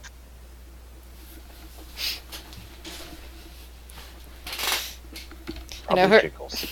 yeah, her mom at this point is a little too busy, doing her duties in the temple to really pay attention to the fact that Ember is clearly not going to be going to her normal job today. Yep. And at one point last night, she would have tried to talk to her mom about, the idea of having servants less as a servants thing and more of like giving them a chance to be up here like you did. Or you had when you first got here, blah blah blah. Yeah, and if that's the case, because she lives in a fancy area in the temples district, it's actually more like down here. She probably has several servants at the house and whatnot to help take care of Ember, but it's like none of them are naps. Yep. She was. Like, I'm thinking- to train them. Yeah, I'm thinking of the servants you have at your house, given your heritage. One or two of them at least, possibly all of them if you want, would probably be kobolds, who have come and pledged themselves to your household, mostly because of your birth. Supposed to go here. None of them are naps. Aww. They're all little kobolds who about 2-3 feet tall at most. It's pretty adorable. I refuse to believe that that's what Naps looks like. That's a very cute picture. Very happy. Baby cheetahs, they don't mew when they're young. They chirp like Oh, birds. it's so cool. Oh, It's a great effect. they do the chirpy noise.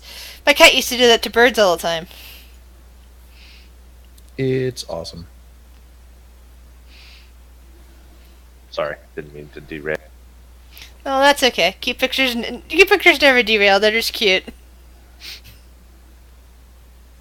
But yeah. So Ember probably has a couple of kobold servants who, they're not like this place doesn't have like slavery. It has people.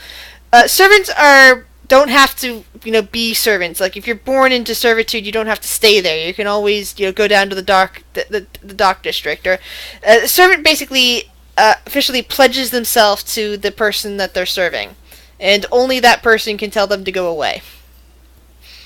After that, or they have them killed because they're really spying for somebody else.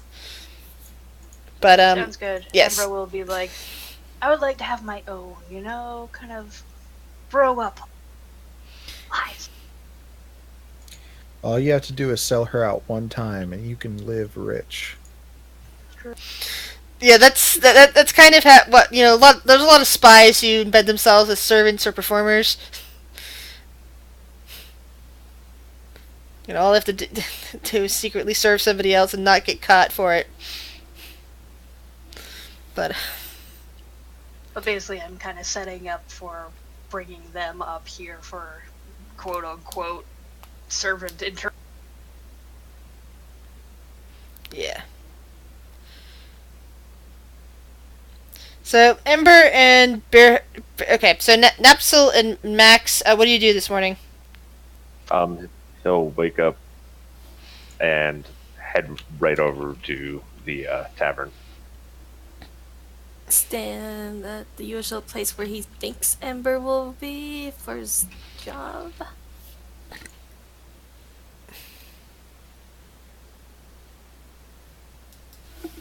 Which would probably be at the bottom of the stairs. Probably.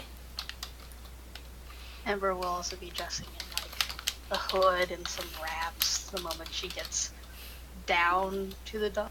She's going to try and find a corner to hide in and cover herself.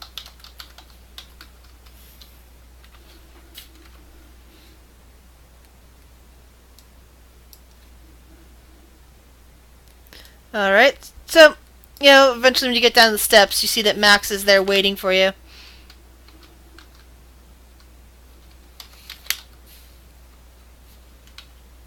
I'll give him a little wave and motion for him to come with.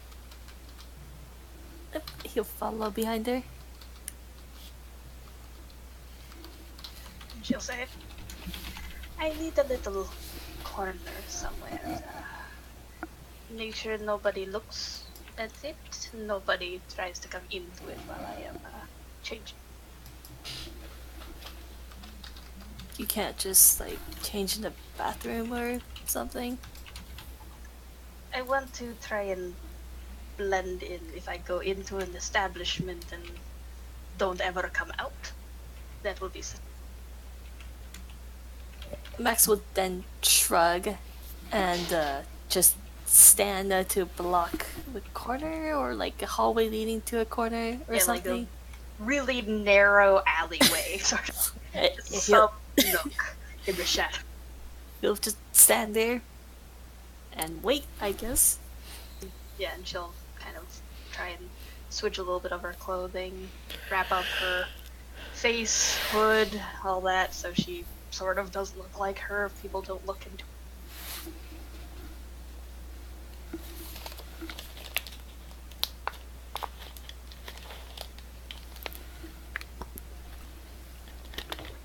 So, Bear, as soon as you get down into the main part of the tavern, you see that your new cat friend is there waiting for you. He's just having a tea, sitting at the bar lazily. But this time you'll see he's actually wearing like pretty shoddy made, mismatched leather.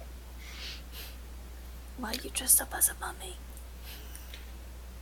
Bearhild looks like he's wearing much cleaner and nicer clothes because he is. Oh, nice. Nice. I've got leather armor on, And but he's definitely smelling a lot better. But I am wearing my disguise self to make it look like I'm not. Gotta be fashionable. Fun time. Fun use of disguise self. I probably like these people aren't super anti-furbolg, so I'm pretty much just using it because it's fun. So I can use it for vanity. To them, you're more of a curiosity. Good morning. Tea? Breakfast, maybe? Yeah, I'll have a breakfast tea, and it doesn't have any tea in it. I'll warn you there. The proprietor kind of nods a bit. It might not be like a tea that you're used to. We don't get anything really good here. He warns you. A breakfast tea is a mead or an ale or beer. Oh. He smiles. Well, beer we can do. And he just goes over to behind the wall bit next to him, right next to where the job board kind of thing was. And you hear him turn a little tap, and you hear a bit of a sound, and soon he comes back with a nice glass filled with an amber liquid. Now here's our local beer. It's probably a little bit sweeter than you're used to. I'll give it a shot and try it out. And we need a Constitution saving throw just in case you don't do well with it. Sure. It doesn't seem to be quite to your taste. It doesn't sit well. Perhaps the sweetness factor of it is displeasing to your system. But your stomach is kind of tossing from ingesting this. Okay. The guy behind the bar, Stumpy, kind of frowns when he notices the way that you're drinking it, and says, "Not your liking, I see." Perhaps. Perhaps some of this. And he pulls out a brownish bottle and sets it, in front of you, and says, "Well, this I'm not entirely sure how good it is. Some of my patrons have been drinking it." He looks over towards the slumped over the guy that's you saw slumped over on a table yesterday, and he's still there. He does appear to be breathing because occasionally you hear a weird sound coming from him, but he's been drinking it. You see, this comes from a salvage ship. They kind of pried it up from under the water, somewhere around. Not entirely sure how old it is. I don't know whenever wreck they're talking about sank. But there was a couple cases of it, and I managed to snag one of them. Well, I'll certainly try it tomorrow. I'm at my limit for just breakfast. All right. And sits under there.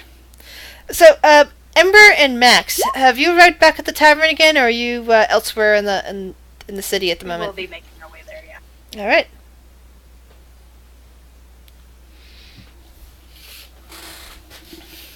Fashionably covert. Hidden and whatnot. And they have done darker smudges under the eye. Definitely a little bit over the top. Alright. Roll a charisma check for me.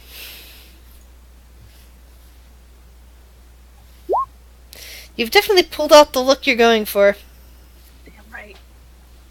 And you look fantastic in whatever dress you've acquired for the occasion. Whatever form of clothing you've acquired for the occasion as you make your way into the seedy little Laughing Hound Tavern.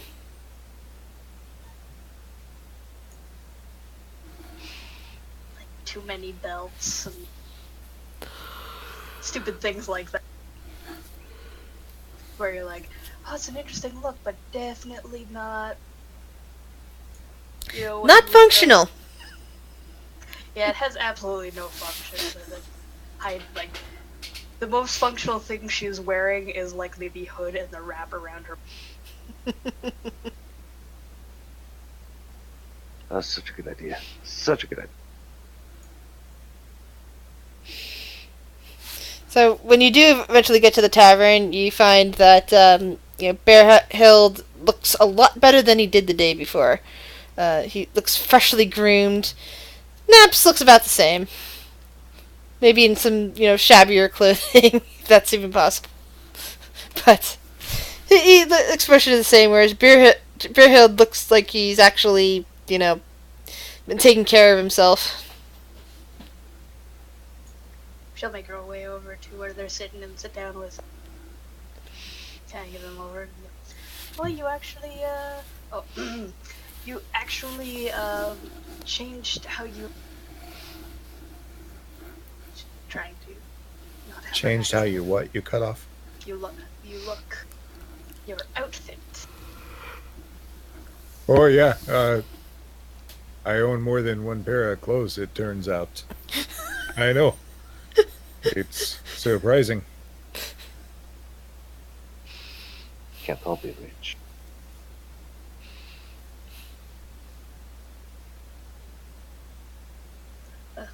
That's good. So when are we doing these? Well, if we're all here, I don't have a map or anything, but I figure we could head up the outskirts where the farmland meets the desert. Keep an eye out for any dislodged earth. Maybe check in with some farmers. See if we can't find these creatures. I can take you out there. I go there all the time. Alright, well, there you go. We got a heading. This is so exciting. Will this be Ember's first trip outside of the city? Yep. And this is why she needs a disguise. Yep. Whereas Max has been out there fighting scorpions. I don't think it's all that impressive. Now, before we get moving on this, Which would you guys prefer? Would you guys prefer a standard EXP layout or a more of a milestone layout? I'm fine with just DM's discretion. You're like, okay, you guys have done enough to level. Bam. Because sometimes I like just I know that keeping track of XP can be rather annoying at times, and I do it for my main Sunday game just because people keep changing what characters they want to play, and I figured okay, I want their characters to not have share an XP pool, so that if they want to switch characters, that means they're going to be leveling a lot slower. But that's for a game where having extra characters makes sense. But whereas this one, pretty much just you being you at the moment. You're playing your character and all that. That's kind of like where the story's going. It's focusing on you guys and not focusing on things in general. It's focusing on you. So where you wish to pull the story is where the story's going, even if there's other events going on in the back. So I think yes, milestones might be a good way of going. If we go for a while and you guys are doing stuff and I've somehow forgotten to give you levels, maybe we'll switch it up. But I think for now we'll try out with milestones if that's okay. Yep, sounds good. Dig it. Works for me. Alrighty then. Now, how many levels do I get if I secretly get away with murdering the entire party? I'm asking for a friend. I'm the friend. I'd be stumped as to where to go next with that. It's like, half the party's dead by your hand. It's not the same as somebody dies and somebody else comes in to avenge them. It's, player murder. Well, you got to figure there's quest rewards to have there, because you're getting away with murder. Like that's a big deal. That is true. So this is the point where I would like to ask if you accept the homebrew class of Vengeful Spirit. It's like you'd be allowed to do that if you're trying to join the Cobra Hooded Guild, the Selenans. Sure, if they'll let me just hunt one for. No. I mean the whoever was murdering the party. That'd be like a quest for joining the Selenans. Suddenly, main enemy for all. Damn hippies. Anyway. So, we're going to be setting out on the nice westerly road. On the road again. Calm down, Willie. Yeah. I said my Sunday game's actually named On the Road. Which is ironic because mostly they stick around in Waterdeep instead of going anywhere. So it's kind of an ironic name. Can we steal the road from him? You can take the road, but you can't take the sky from me. Take my road, take my land. Sorry. Actually, in my Candalla playlist, I actually do have a few tracks from Firefly. Excellent. I will accept this. I actually made the playlist 2 years ago, and I thought I was going to be doing something with Candalla at that point, and it didn't bear any fruit. So. The playlist was like the first thing I came up with to help put me in the mood for writing stuff. But anyway, so you guys set out. Thankfully, Ember does have a very nice disguise, and nobody really realizes that she is, a temple acolyte and kind of a somewhat lesser nobility in that sense. Not in the nobles' quarter, but in the temple quarter. But still, she has some good accolades there. When otherwise would be prevented from leaving without, some good reason to leave. But because of her disguise, they don't notice that, don't recognize her, don't realize that she's extremely special. Because, with her uniqueness, she would be much more well known compared to anybody else in this group. You kind of stick out. So, the group of you head along the western road. Surrounding you on either side to the north and south are various farmlands. And you see people out and about, just planting crops at this time of year. A lot of them, at least towards the this part of the road, like where it's more east, the city's almost due east. You can still see the city from here. A lot of them are lizard folk, working tirelessly, plowing up the fields, sowing some seeds. But the further west you go, the more diverse the farmers get. You get less lizard folk out here, and more of the Catharians themselves. Some of them are tending flocks, like just driving them across the grass to find better pickings. And if I even spot some Aarakocra, which the Furbog would have seen on his way in through here. He probably would never have seen Aarakocra in his forest, but you would have seen them as you're entering the city. Like you see them, up in kind of like spotting towers, we can call them.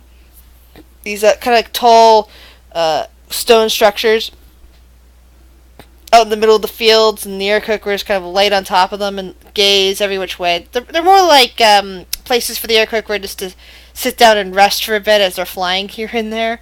But they're just thought of as spotting towers for the most part, because there are ways of actually walking all the way up there. In case, an Aarakocra hurts their wing, or somebody else is taking on duty for the spotting tower, just gazing this way and that across the fields. And as it starts getting, later in the day, towards midday, just a little past midday, you start getting towards where it's the ground is starting to get a little more sandy off to the south.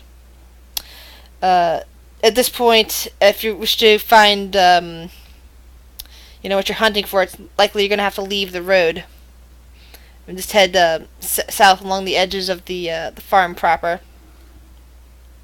Yep, that seems like the plan.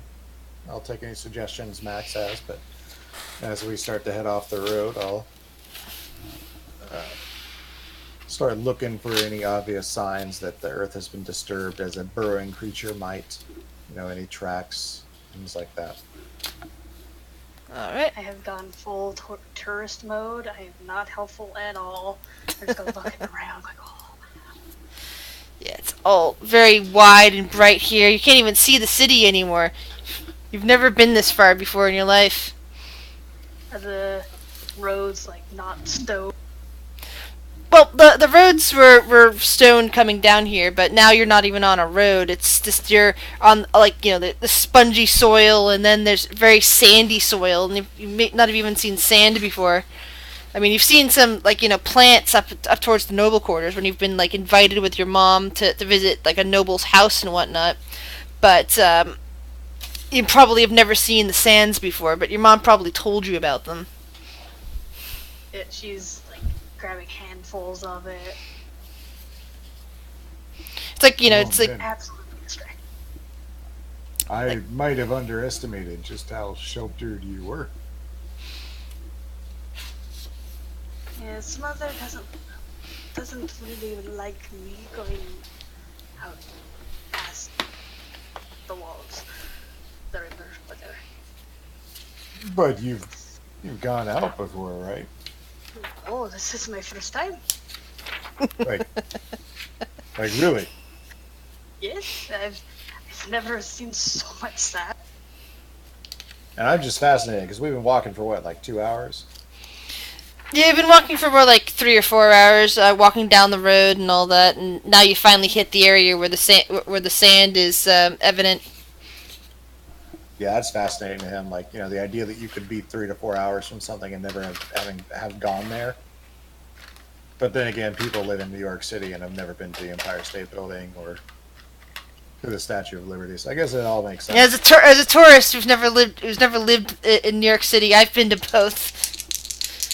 I was even at the World Trade Center at one point back when it existed.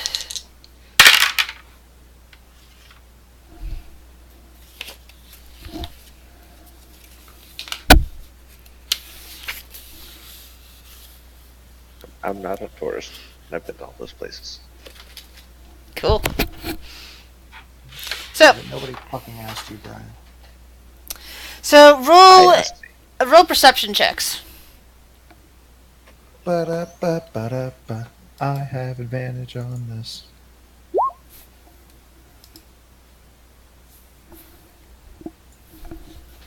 $24. Not 24. Again, not 24.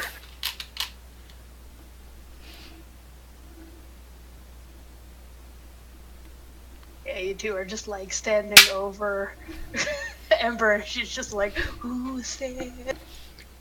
So, What is that? That's a rock.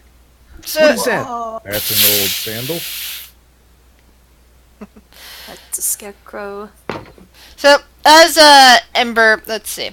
I'll put Ember down here. Ember is busy like playing with the sand.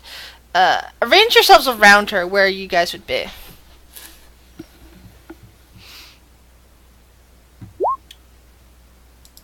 Ba-da-ba-ba-da-ba. Okay. So, as you guys are doing this, let's see who saw that first. Yeah, Ember, you're kind of alerted off to the side, over in this direction. Movement in what's left of the grasses over here. Bear, you can see that the head of a snake poking up from outside the glasses, and it appears to be focused directly on Ember. Oops, I think that's the wrong one. Nope, that's the right one. Oh, Wow, even a normally sized constructor snake is a lot bigger than I thought. Oh well. I see this, and I worry about it going bad. But I also promise to show Ember something cool. So it So, seems to be focusing on the member of your party who seems distracted but has noticed it anyway coming up this way. is it already attacking, or am I It's able to talk it's to it? getting ready to attack, but you can attempt to talk to it. Yeah. I will do so. I will try to look unthreatening and apologetic, and address this creature using my speech of beast and leaf. All right. Being a druid and getting to see it, you were able to do this before it comes into striking range. What would you like to say to this giant snake? It's not a giant snake, but you know. I say to him what I say to anybody when I've disturbed them. I say, Oh man, hey, I'm so sorry. We didn't mean to get in your territory like that. I'm sorry. I'm Bearhild, and these are my friends, and we don't mean any harm. All right. And you said speech of beasts, correct? speech and leaf. You have the ability to communicate in a limited manner with beasts and plants. They can understand the meaning of your words, but have no special ability to understand them in return. You have advantage on charisma and wisdom checks you make to influence them. Alright. So make a persuasion roll then. Ba-da-ba-ba-da-ba. Yeah. So the snake stops. It seems a little confused that it can understand you, since usually things like you guys can't be understood, but apparently you're a parcel tongue.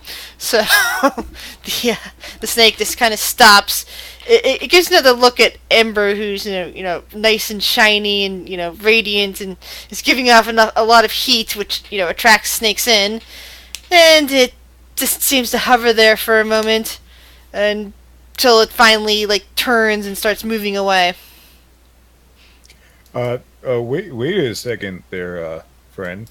I see that you have an interest in Ember here, and I'm sure she's got an interest in you. I don't know if maybe you would be interested in giving her a hug, like a friendly hug. She's don't pop her eyes out or nothing. Can Max give Burial just a disapproving look? Or are we hearing? But I mean, she probably thinks you're pretty cool too, and she might to give you a hug and you give her a hug, and it'd be like a whole thing. And The I was snake, like, what the, is that? the snake appears to be frozen in place in complete indecision and confusion. It And hey, doesn't seem to. It's a fact that it can understand you at all, but what you're saying is still incomprehensible and completely confusing. So, Max has no idea what he's saying, but he sees a snake. Can I make it look like I'm ready to chop the snake's head off if it moves any closer? Sure.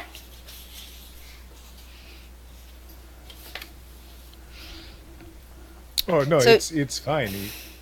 I don't think you actually can tell the gender of a snake without like physical inspection. So like they're just a nice snake. They just we got a little too close to their home.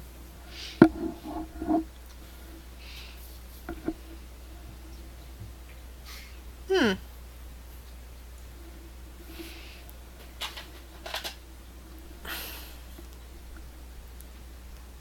We'll have to keep that in mind, Ember. Yeah, why do you know so much about snake genitals? Because I've had multiple snakes. That is cool. The first monster I roll up is a snake. I'm gonna choose to believe that it's because you're a weirdo and not for totally realistic reasons. Sure. Like you used to have snakes. This is Yep. canon. Flying up. Yeah. When you, they people recommend that you just use this tail snake, snake's tail length as your figuring out rather than popping, which is when you pop out. Touching the genitals. cloaca.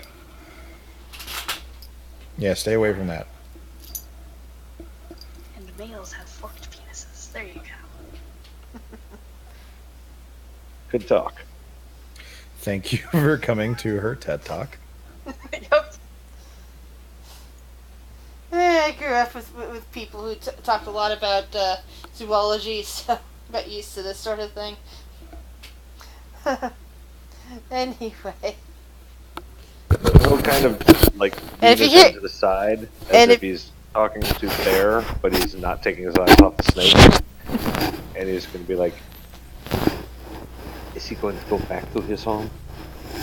Well, I thought maybe Ember would like to, we promised her something cool. So I offered him a hug. Maybe something not dangerous. What is Oh, this?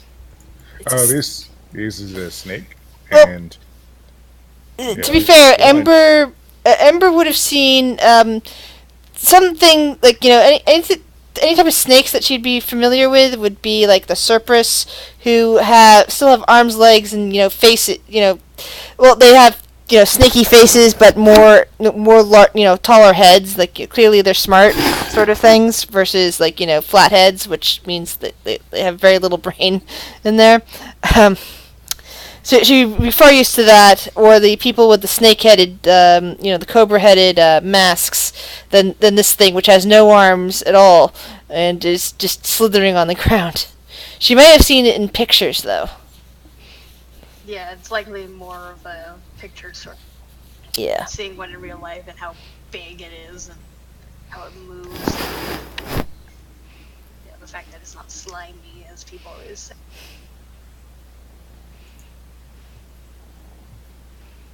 Yeah. so yeah, I'm trying to see if this snake will let her handle it, and snake gets a hug in return. Ember looks pretty warm. Snakes kind of like that sometimes. it looks hungry. I don't think you should hug it. Are you gonna listen to a man who has? I got nothing. I got no experience here.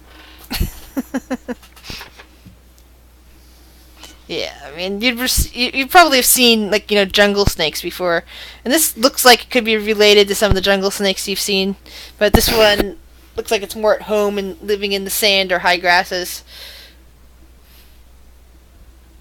So, I mean, I'll give it a minute to decide, and then I'll It thank it for its time. Definitely looks like it wants to run away at this point. Like the idea of hanging out with crazy people that can make it understand that them is a very scary prospect to it. I wish it well, and I tell it I'll take care of the onk eggs in the area for it.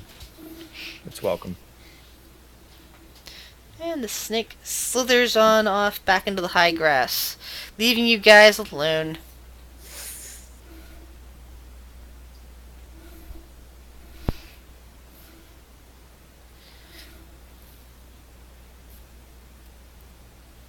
So what does... Could you please not run off ahead in case we run into another snake?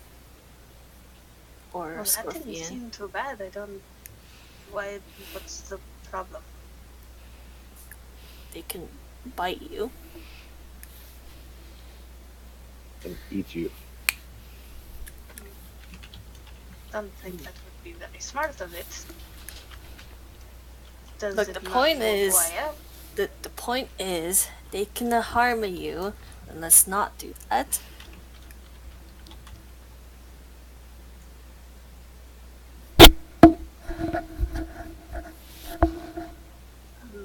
Alright, I take your advice on this, but it's... don't see what the big problem is. It seems completely fine. I want Max to look at maps and be like, am I getting paid extra for this today, or is it just the same? If we are successful, we will make a fair bit more than you usually make. And Max will just continue on where they're supposed to go then. She'll follow, but she'll totally, like, pick some grass and play with Alright, it as she's walking over. roll survival check. Who dat? Whoever wishes to be leading the party. I have a wander fee. Will that do anything with my rolls? Or no? What does it do? Hold on. Just You have an excellent memory for maps and geography, and you can always recall the general layout of the terrain, elements, and the features around you. In addition, you can find excellent. That's useful for be able to like, get your way back to the road, but in an area where you're looking for something, that's not going to help. But Alright, got it. yeah, but that will definitely help you from getting lost out here. You'll know instinctively where the road is. I guess I'm just distracted because Ember's running around like a tourist. Yeah. He's trying to keep her safe, but sometimes trying to lead the party. He's not good at multitasking. To be fair, Naps is totally a tourist too, but he's not putting on the tourist face. He's like that guy that's like, I'm in the city, but I'm gonna pretend like I'm not in the city. Like, yeah, I belong here. He doesn't belong out here. So we have another hour that goes by. The sun moves in the sky.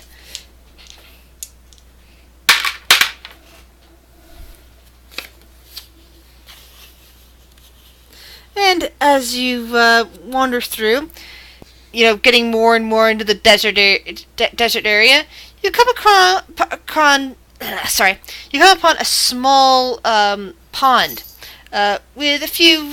There's actually 2 palm trees here, which is a rare sight. And camped under there is a old fire pit of some kind and a bit of cloth attached, to one of the trees. It's kind of left limp. Looks like it used to be part of a tent at one point.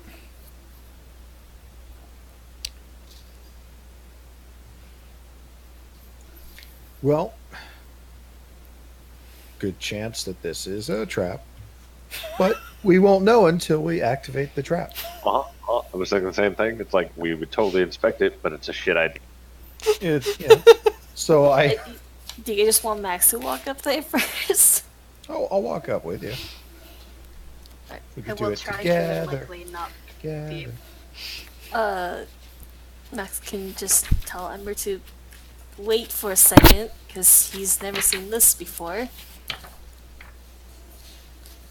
Don't walk up like a good boy. Like, so your She's tail's the lead. wagging, or going up there anyway. Like a good Any good smart barbarian would do. And then obviously trapped area. I will walk up to it and just be like, anybody here? You didn't seem to see anybody. It looks like this place has been abandoned for a while. There are, like, some indentations in the ground. Roll an investigation check. I'm good at those. Alright. Oh, So- shit. So as you're looking around at the bit of cloth that's kind of flapping around, you notice that there's a bit of laying half buried in the sand right underneath of it is some kind of book with a piece of paper sticking out of it. This appears to be the only thing else that's in the area. The water is clear and cool. It's completely empty, devoid of any type of sea life, because it's just kind of standing water pit. But it's been here long enough to allow trees, and the trees in turn have kept the water from what do I want to say, vanishing out into the rest of the desert. Just kind of they kind of balance each other. The trees keep the soil in place, and the water nourishes the trees. So, System. yes. I guess I'll just bend and reach down to pick up this book. Alright. Do I get my hand it? Mimic book. Everything's Chop, chop. Should I roll up a new character? No, you'll be fine. It's not a big deal. But yes, the book immediately attempts to grab onto your hand. Huh. Oh my god, it was actually a mimic book.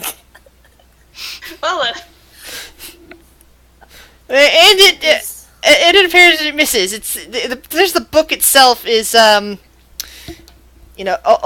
one small creature that it So- just shoots out a pseudopod, attempts to grab onto your face but misses.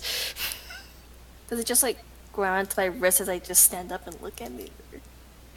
No, it misses you completely. You're still you're holding it, the outside of it and the inside of it, where the actual mouth is and where the all that is attempting to shoot up and grab your face, but it's missing you. And instead, you're looking down at this book, and the page that was sticking out is turned into that tongue pseudopod that tried to shoot out at you. And now the book itself is moving a bit, and it's got teeth, and it's got to grab onto you when it can, and just roll for initiative. I guess while he's holding on this book with both of his hands, he'll look back and be like, I've never seen a scorpion like this before. Well, when you really love a good book, you just can't put it down. Because they're adhesive. Yeah? Okay. All right. That joke was better than you guys acted, and you know what? Can Fuck you he guys. lose experience from this? You guys. Since failed. since we decided to go along with benchmarks, milestones, no. And I'm still waiting You're saying- milestone. for You're Bear saying, to like- roll. There we go. I can tell all the bad puns I want and not get penalized. Yeah. Excellent. So Naps, you see that Max is picked up a book from there, and suddenly a tongue is shot out towards Max's face. Max has pulled his face back in time, and now he's holding a book with teeth in his hands. Well, I know that books aren't supposed to have teeth. So he's going to run up and try to stab a tooth book because teeth books should not be a. All right.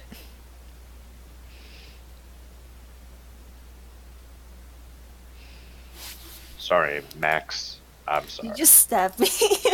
No, the blade completely misses. I think Max is probably probably thinking about dropping the book, and is moving his hands at the wrong time, and Napsal misses. Thankfully, he also misses hitting Max. So good on both counts.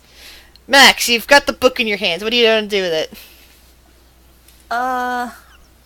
Max is very smart. He closes the book. The book that refuses to be to be closed. It's just moving in your hands here. So you're Okay. grappling it. You can try to grapple it, trying yes. to- I guess I'll grapple it. All right, that would be a athletics check. Yes. Against the And... book's athletics. If you lose to a book, Accident list of books. All right, you're Congratulations. holding it now with Hold the book. with both hands, and it's struggling, but it's closed, and it can't. And all it can do for its turn is to try to break free from your hold. Alright. I guess that's his turn. Yep. So the book attempts to break free from your hold, and I think that's a miss. I think. Do you want me to contest that or? No, it's struggling to get to break free, and it seems to be not working. And I think that's low enough that it's not working. Ember, what do you do? well, I was eyeing the tree wondering if I should light that on fire, and then I hear them talking about a book, and I turn, and instead of, well, it more distracts me as I cast Firebolt, and I cast it at the book instead. All right. Ooh, so good at things. Sorry, Max. And it misses. It's a very small target. Max, roll dexterity saving throw. The bolt is heading right at you. Oh boy. Fine. And Max manages to dodge out of the way, still holding onto the book. Can you move the book in front of my attack with that roll? 2 don't think- damage! I don't think he's smart enough to do that. True. Bear, what would you like to do? I would like to grant these people competence and skill in battle, but I don't have a thing that does that. So instead, I'm You're just not a gonna bard. Oh man. Well, that's a thing. I'm going to cast Frostbite on it. Ooh, good one. Now, is that save go if it saves, it goes all or only half? If it saves, it takes no damage. All right, it It saved. takes no damage. Where's the competence? I'm sorry. I missed it. I told you I don't have an ability that does that. You weren't paying attention. You need to read up. Keep up, motherfucker. We're gonna die to a book. The book is currently being grappled. Yeah. Thankfully, the book is also incompetent. Okay, stalemate with a book for the rest of this camping. Naps will try to stab it again, this time taking a little more caution to do so. All right. Woo! More caution. And that worked. Let's see. So that's 16 points of damage to the book. You stab it right in its spine. Hey! Yes, exactly. And you take it down by by a full half of its health. This weird fluid just more oozes out of the wound and drops onto the soil under you. Max. Is the book still bound? Yeah, it's still held in your hands and it's now leaking fluids. Ew. Okay, the page is what? Everybody hates it. Wrecks the book. If he throws a book down, is it considered prone? It's immune to prone, but otherwise it would be yes. Alright. I'm just gonna throw the book down and just slap it. Alright. You slap a book. Makes a terrible He cuts squealing noise as you cut it, but then it shoots its pseudopod right back up at your face. And misses! Ember! Would you like to set the book on fire now? Yes. The book's now on the ground. Ooh! Yes! I kind of hold my arm up as I'm pointing at it. It's like, alright, I got this. I just gotta. How would you like to do this then, Ember? I just want to have it just go up in flames, and she's just like, yes, do this thing. Yes. So your friend Max tosses the book down, stabs it. As he draws his blade away, it attempts to lick his face again, but it is stopped as your firebolt zooms around and consumes it, burning it to ash.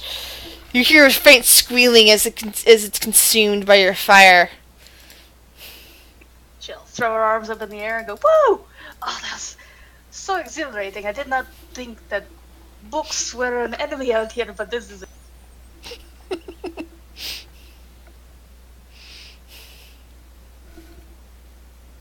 Is this why you don't read, Max? What?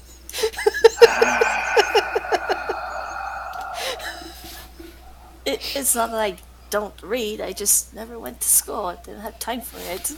He just sort of kicks the book aside and he'll just walk away. There's a plume of ashes just kind of floats around, some of it falling into the water. The trees appear to just be trees. Yeah, I'll take a look around and shift through the sand a little bit with my quarterstaff here and just see if I can find, like, this thing might have killed people. You know, I want to see if there's any traces of them or their belongings left behind. Investigation check. I would like to check out like the cloth on the tree in the area around that particular. It's just, you know, make everybody nervous. as you look and move over to inspect the cloth, it looks like just part of a tarp of some kind, something that would be used to make a tent out here. It looks like it's jagged on one end. Perhaps there was a battle here at some point, although there's no sand evidence, or perhaps it just kind of tore in half at one point, and this half was just left here because it was the smaller of the two halves, or something along those lines. It's still potentially usable cloth, but it's nothing immediate. Cool. It definitely wouldn't cover you, the whole body of a fur bug. It's too small for that. But let's see. So who's checking the sand again? That was the Furbolg. Because one of you said sand, the other one said tent. Yeah, I was checking the tent. The Catman dude. Oh, okay, Catman was saying that. Sorry, I'm not used to your voices yet, so I do apologize. Eventually, I will get it right and be able to tell just by hearing who's who. So let's see. Yeah, in checking the sand, you pretty much just find a little bit of scat down there in the sand along one side of the tree. Looks like somebody used this as a full camp. Went to the toilet here and moved on. You haven't found any bones or any evidence of that mimic took any life of any kind. Perhaps the mimic just landed here and cloaked itself as a book because it would be the easiest way to get what it needed. Cool.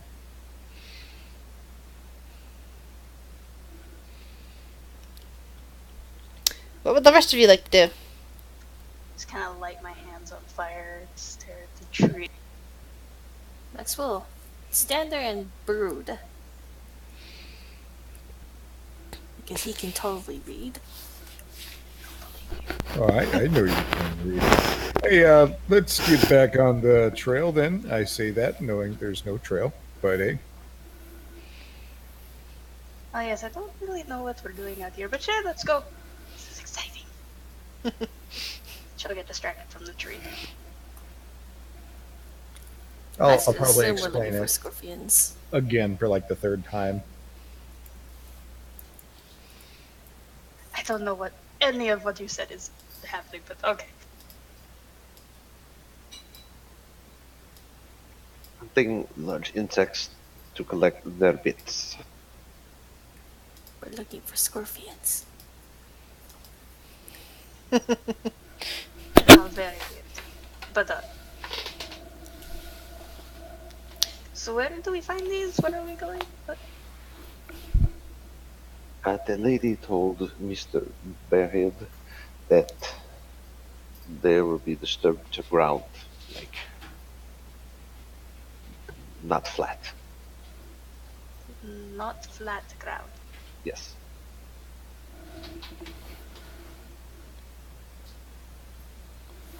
I don't know what that is. This all seems not very flat to me. So, roll a survival check. Just the leader. Yeah. So, Max, as you guys leave the oasis behind, and, you know, they're talking about what type of ground to find, you suddenly come upon the signs of such ground. Of, like, you know, you're kind of, like, you know, leaving behind the little bit of the oasis and going more into the desert. But, you know, not all of it's, like, you know, sand. A lot of it's, like, you know, hard-packed, you know, there's, like, dirt. But you're finding areas of not so hard-packed. Like, clearly it's been upset, but it's not sand that's covering it. It's dirt that's been dislodged from underneath. Okay. To let the party know that we should be close or we're already on the soil. We now just need to either wait or look for signs of the scorpions. It doesn't actually remind you of scorpion trails, since you have hunted scorpions before. Oh. And I guess he'll hesitate on that.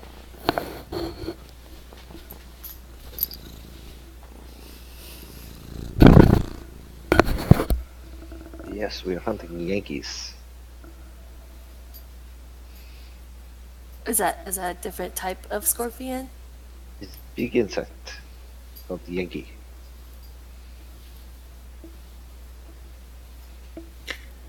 It's an onkeg. What I said. A donkey? You're all very Well, you confusing. guys let me know if you see any of those out here. Do we need to, like, draw them out or something? Because I have a few tricks that might work. But I don't. Well, there's a good chance that they like to take cattle. Can you pretend to be cattle? She will look highly offended at this. Well, if you said they're bugs, don't bugs like fire? It's in my experience that bugs do not like being on fire. But they are attracted to light, yes? I don't know if these creatures are like that.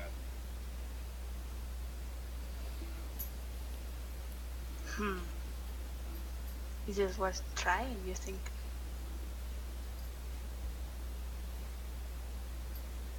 Because I can create light. Okay. And it's like noon, right? It's a bit past that at this point. I will wait to see if she can create more light than the light that we have. Yeah, the sun's still very visible in the sky, and it's shining brightly across the land. And then I will pretend to be cattle. And basically just trudge along through the disturbed earth and see if I can get something to attack me. Alright, for that, I think I want to see a dexterity check. Not performance to see how good of a cow Well, that's he right, is. performance would be better. Why the fuck would you open your mouth, Bailey? I was Like, god thinking damn. dexterity, because it requires, like, you know, physical movements. But, yeah, performance would be good, too. I'm gonna go with dexterity, and we're just gonna pretend that Bailey doesn't have a voice. Look, just because I'm a woman. I have never thought of you that way. That's fair. So what would the rest of you guys like to do as he's pretending to be cattle? I am going to. How much area seems to be disturbed? Let's see. It appears to be going in a trail going off towards the west and south. Is it a large area that is disturbed, or just like very specific It's spots? kind of like some waving lines, like, you know, there's a clear indication of a path of some kind, of disturbed earth, going towards like the southwest, and sometimes like looping back a bit from what you can see from what you're already like looking at, but it's not like a wide area or just a single area. No, it's more like a moving line. Yeah, so he's just crouching down, waiting for these things to jump out of the ground and attack Bear, and then he will attack them.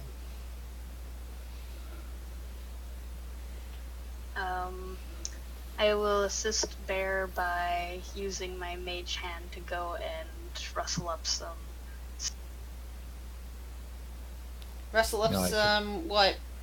Oh, sorry, sand or whatever is around him, just to Alright. try and also make more noise of like, hey, there might be food here. Come get the.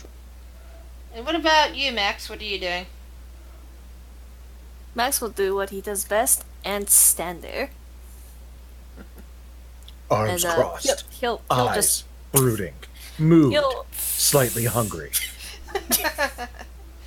he'll actually walk around and poke at the ground, at least on some areas that seem a little more disturbed than the others. Just kind Alright. of poke it with his boot or something. Okay. So each of you make the following rolls: 1d100 and 1d4. Each of us. Yes.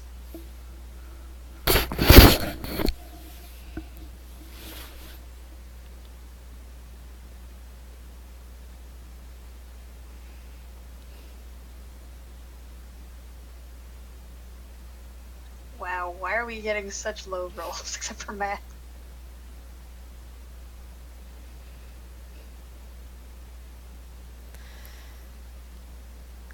So, Max, Yes. you guys spread your tokens out a bit. Give me some, idea that you're covering ground and all that.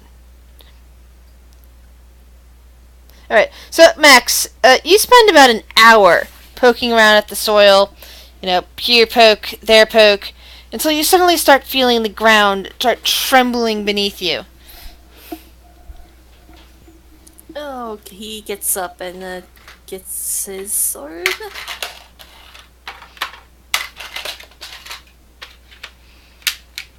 The ground trembles and quakes as something arrives from underneath. Whoops. Let me reorient my page real quick. Hold on. Where's my mouse? Oh, there it is. Stupid vanishing mouse.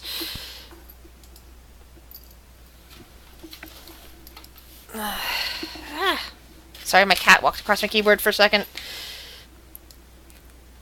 So, almost directly in front of you, this emerges from the soil.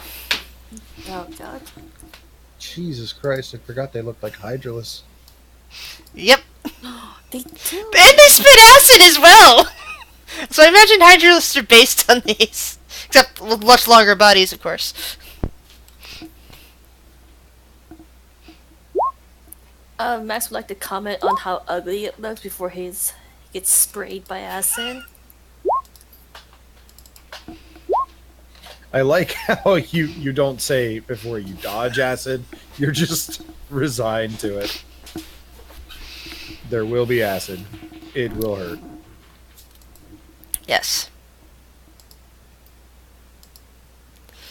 And Max gets to go first. What would you like to do, Max? I would like to rage. You're feeling very angry. And just forgetting that he was with other people, just start screaming. Holy crap. Ooh, rage damage.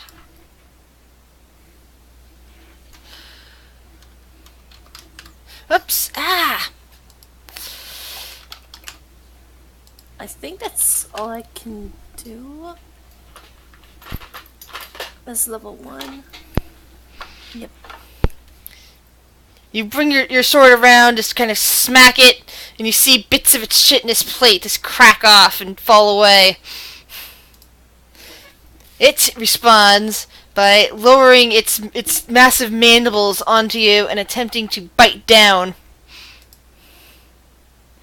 And it manages to miss, even being directly in front of you like that. Barbarians get all the luck. Naps, what do you do? Naps is going to run like a motherfucker. Yes, but in which direction? Gonna use that to get over here. Feline agility. And stab the scary thing that's gonna acid all of us.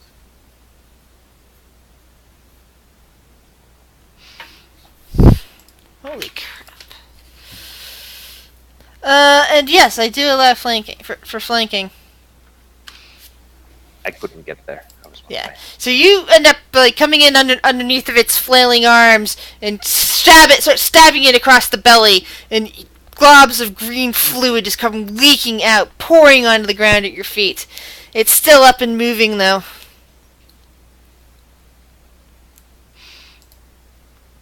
Bearhild! Oh man. And Bearhild will mirror that sentiment by saying, Oh man. and I will cast Frostbite on it. Alright. Constitution saving throw. Nope! Okay. He So you suffers see- 5 cold damage. You see ice crystals begin to form along part of its limbs, and it seems to be moving much slower now as you gaze at it. He has disadvantage on his next attack roll, that's for sure. Excellent.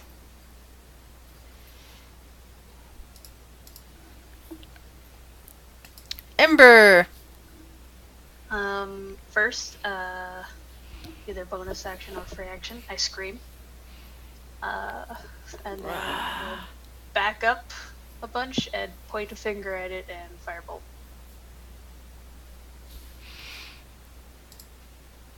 So, once again, you've managed to get the killing blow on something. Yeah! Guys, I'm a hero! So, the thorn... Taking Max's kills.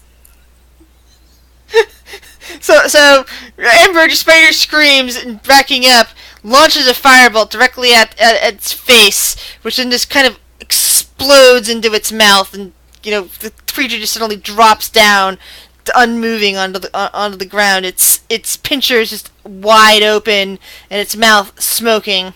Its eyes appear to be completely gone from the flames. Not the face. We need the faces. Oh, I'm sure the mandibles are fine. it startles me and I panic.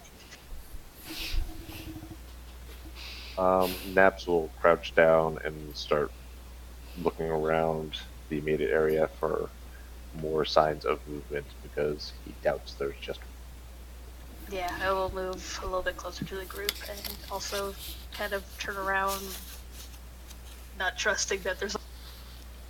Well, what I want to do is I'll start harvesting this thing. I don't know if their chitinous plating is any use to me, but if it is, I'll take that too.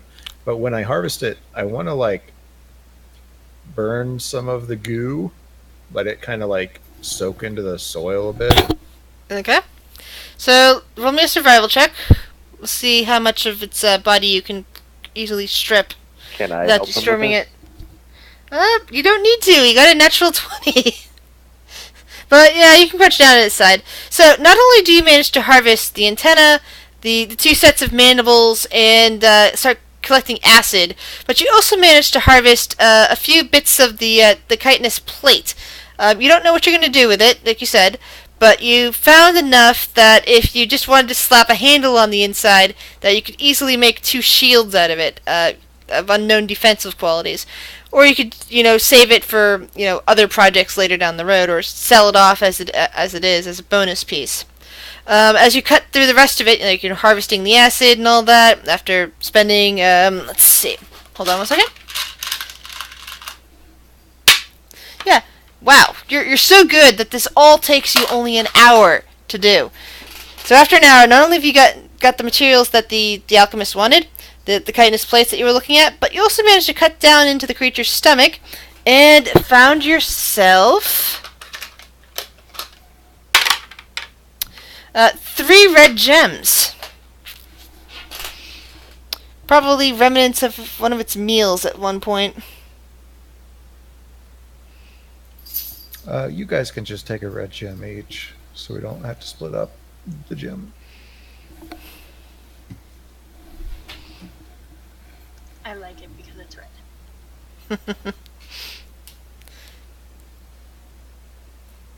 red.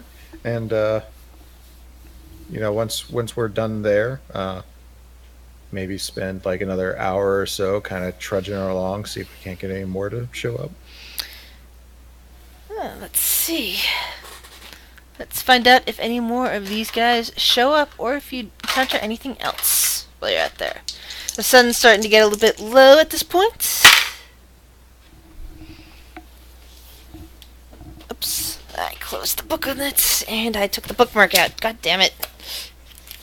Once it starts getting darker, I will use dancing light. So we're able to see. Yeah. So you somehow, in the dark as you're getting around, you just happen back upon that oasis.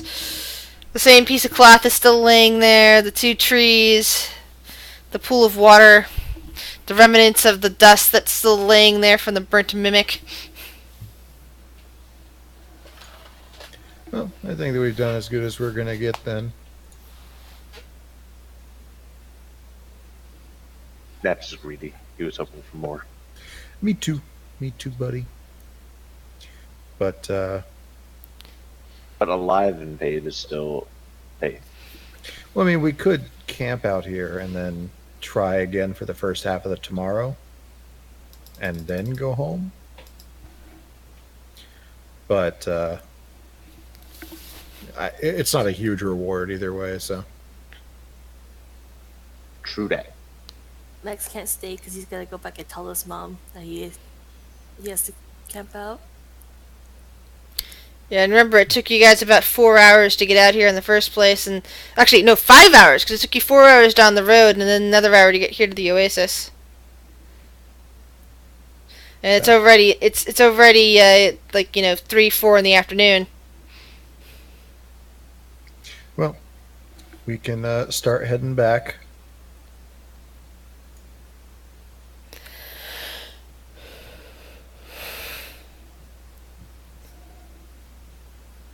Ah, We'll so have to do this again. Ember, have you gotten this out of your system now? I want to do it again. Why? It was exciting. Why? Did so well. Why? Well, Amber, I hunt scorpions all the time. Maybe you can come and we can kill some. And scorpions. Yeah, they got big claws, big tails that hurt when they poke you with it. That's pretty intense. I'd like to go further.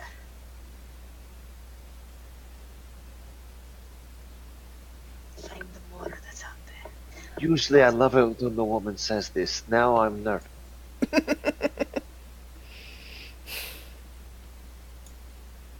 city's so boring. You don't want to stay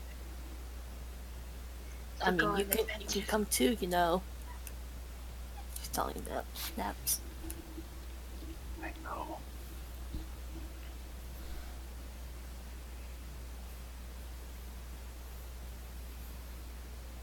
Perhaps we can find more traps like this. 'Cause then I am doing my duty in helping, so my mother can be pleased with that. But I can also go out.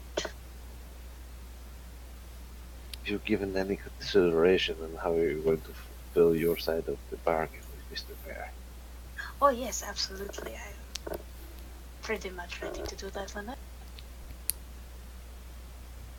Does your mom not let you out of the city? No, not at all. If she found out.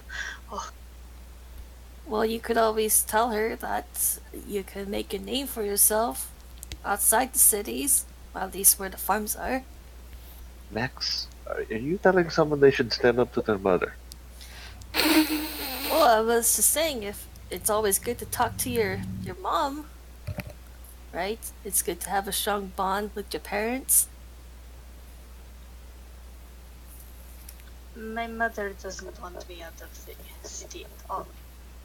It's for Oh. my safety, she says, but it's boring and there's nothing to do, and I'm not a healer, but I have to go help them. But we're out of the city. Are we going to be in trouble? With my mother, no.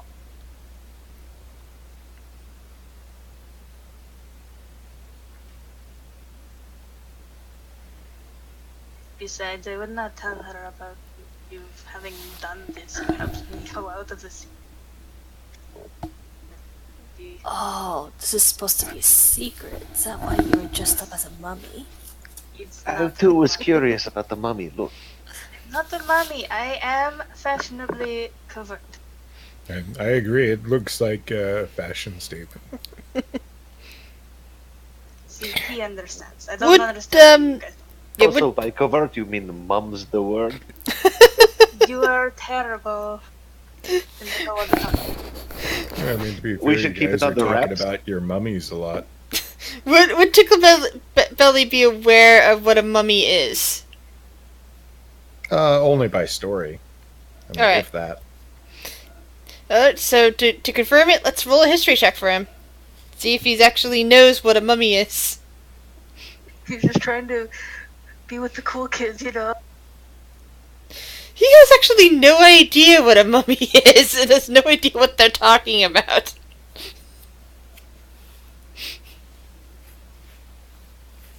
In his Doesn't matter, homeland, it was a that- ridiculous conversation there- anyway. there's no such thing as mummies in his homeland. The dead are not treated that way.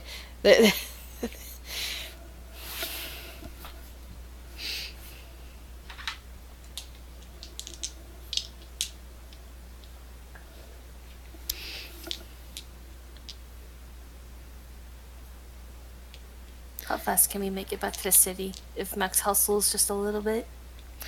You might be able to make it in, 4 hours or a little bit less if you're running once you get to the road. Oops, I He won't run because to Max, Ember does seem the type to run. This is accurate. You could carry her. Could. I think he. Oh, I thought he was told that he can't touch Ember either. He has to just stay within an arm's length. Depends how washed are you.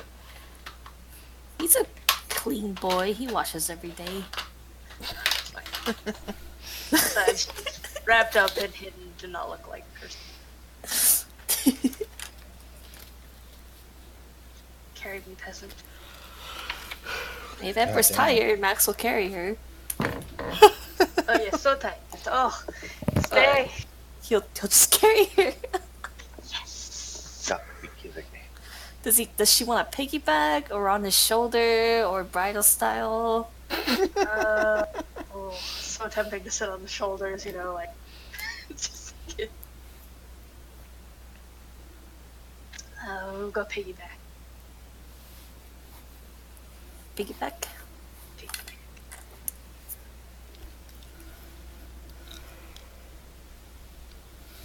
I was picturing the the half-orc holding this dainty woman of sorts. The one who actually killed everything around them. She wants a piggyback. He'll give her one. I'm so exhausted. I did so much today. This is Yeah, going see? great for my fan fiction. Max knows she's important. I mean, if she's tired. Ember couldn't help but breathe in the half-orc's scent. She was enamored by it. Oh, Tusk Love Volume 2. Oh god. But I take it this is a running joke. No Nope. pun intended there. Oh, he's just Tony.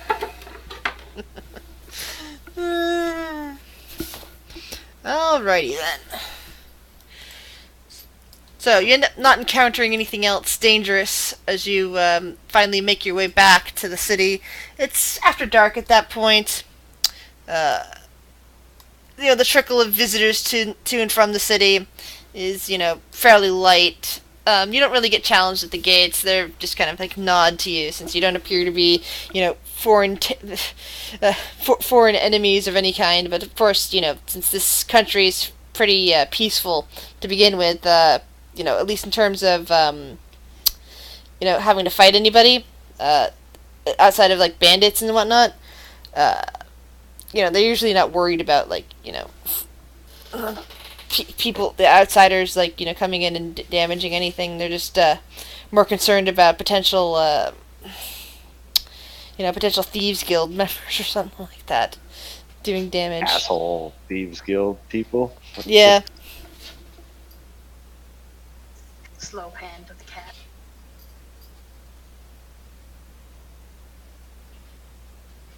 As soon as they get onto the bridge heading to the city, he just lets out a breath. Oh god, I don't have to run away. Life is good. Yep, Ember's alive and well, and she took out two creatures. And you guys have actually made some money. In addition to the one gem, which is the equivalent of 1 gold, you're getting paid an additional 20 for the things that Bear Hild has brought back. Yeah, I mean, and if their shop is still open, I'll drop it out tonight. Otherwise, I'll try to peacefully store it. Yeah, well, her shop's usually open, especially in the evenings. I mean, she's a drow. She prefers it nighttime, even though the district she lives in is fairly dark. Yep. So we'll get paid, and where's? And she is quite happy and impressed. Like, you did very well. You don't appear to be hurt at all. Doesn't look like they got any acid on you. Congratulations. Why, thank you. And as a team effort, we all did the effort. Well, here's your 20. Divide that amongst yourselves however you wish. Okay, everybody gets 5. Yay, money. And Naps and Max, this is actually for 1 day's work. This is quite a bit of money, especially added to it the extra 1 you had earlier. So that would be a total of 6. It was a huge score for today.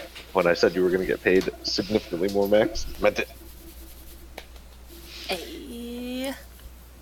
So I'll ask if she has any other work that she needs done.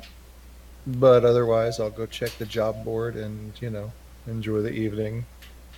Wash up, do some exercise, go to bed. I might have some more for you tomorrow. I will check around to decide to see what other components I might need. You do have proved yourselves to be quite worthy in completing such tasks and bringing things back intact just as I needed. Well, I certainly want to keep that going, get ourselves out there as someone you can count on. Yes, indeed. Very well, I look forward to seeing you again. I go not home, but to where I'm staying. Which would be back in the inn. The nice Laughing Hound Tavern.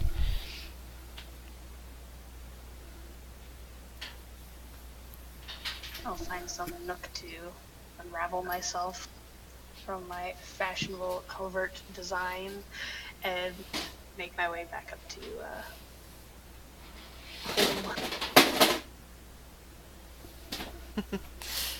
Or no doubt your mother is wondering what's taking you so long, and why you have somehow managed to get sand on your feet.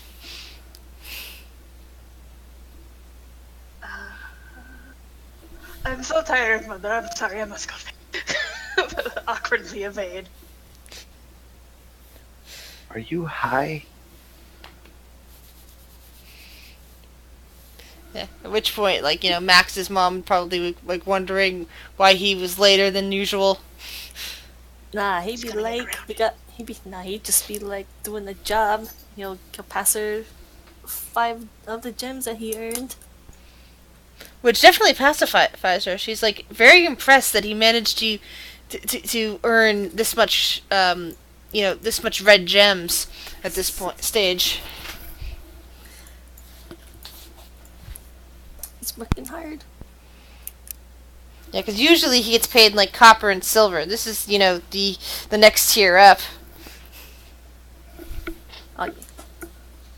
So he'll give all 5 to his mom before he like does his chores or something. So you kept 1 gold for yourself? Sorry, 1.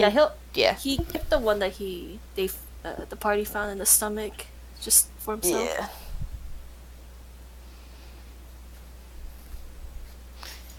You gotta kill off your mom so you don't get broke. What would you do? His goal is to help support his mom. Trying to save up money so his mom can like live in a nicer place. It's not this. Maybe Naps buy would normally on the way home, like just steal enough food for dinner, but tonight he doesn't feel he has to, and buys food and cooks it up for mom, dad, and brother. And Aww. goes back to his place and curls up full. Oh, that's all very cute. And I think this was a pretty decent start for everybody. You guys enjoy monster hunting. You guys want to explore things. That gives me some great, fodder to work with. So I hope you guys did have fun with this. I was keeping this first session a bit simple. Absolutely. Basically Feel everybody out. feel everybody out, figure out what exactly you want. I mean, there's no point in putting together, a huge intrigue campaign when I discover, oh, they really like killing monsters, so the intrigue stuff would be completely useless with that. Or, the opposite direction, build a huge dungeon when all they want to do is go around talking to people. Because that's where, you get GM frustration as well. GMs get totally frustrated when they do that, but if you, so it's a good idea to start with a first session to find out what exactly people want. For the most part, if you throw any kind of toy in front of us, we're gonna play with. Chase the shiny ball. Or kill things, or whatever you throw in front of us, someone's gonna play. Yeah. And I like going back and forth on those sort of things, one session devoted to killing stuff or exploring a dungeon, another one might be devoted to, political intrigue, where everybody is, sneaking around and trying not to be noticed as 3 of you not being noticed as, non-noble-ish cleric type people, and one of you having to pull it off, that sort of stuff. Because that's all that's fun.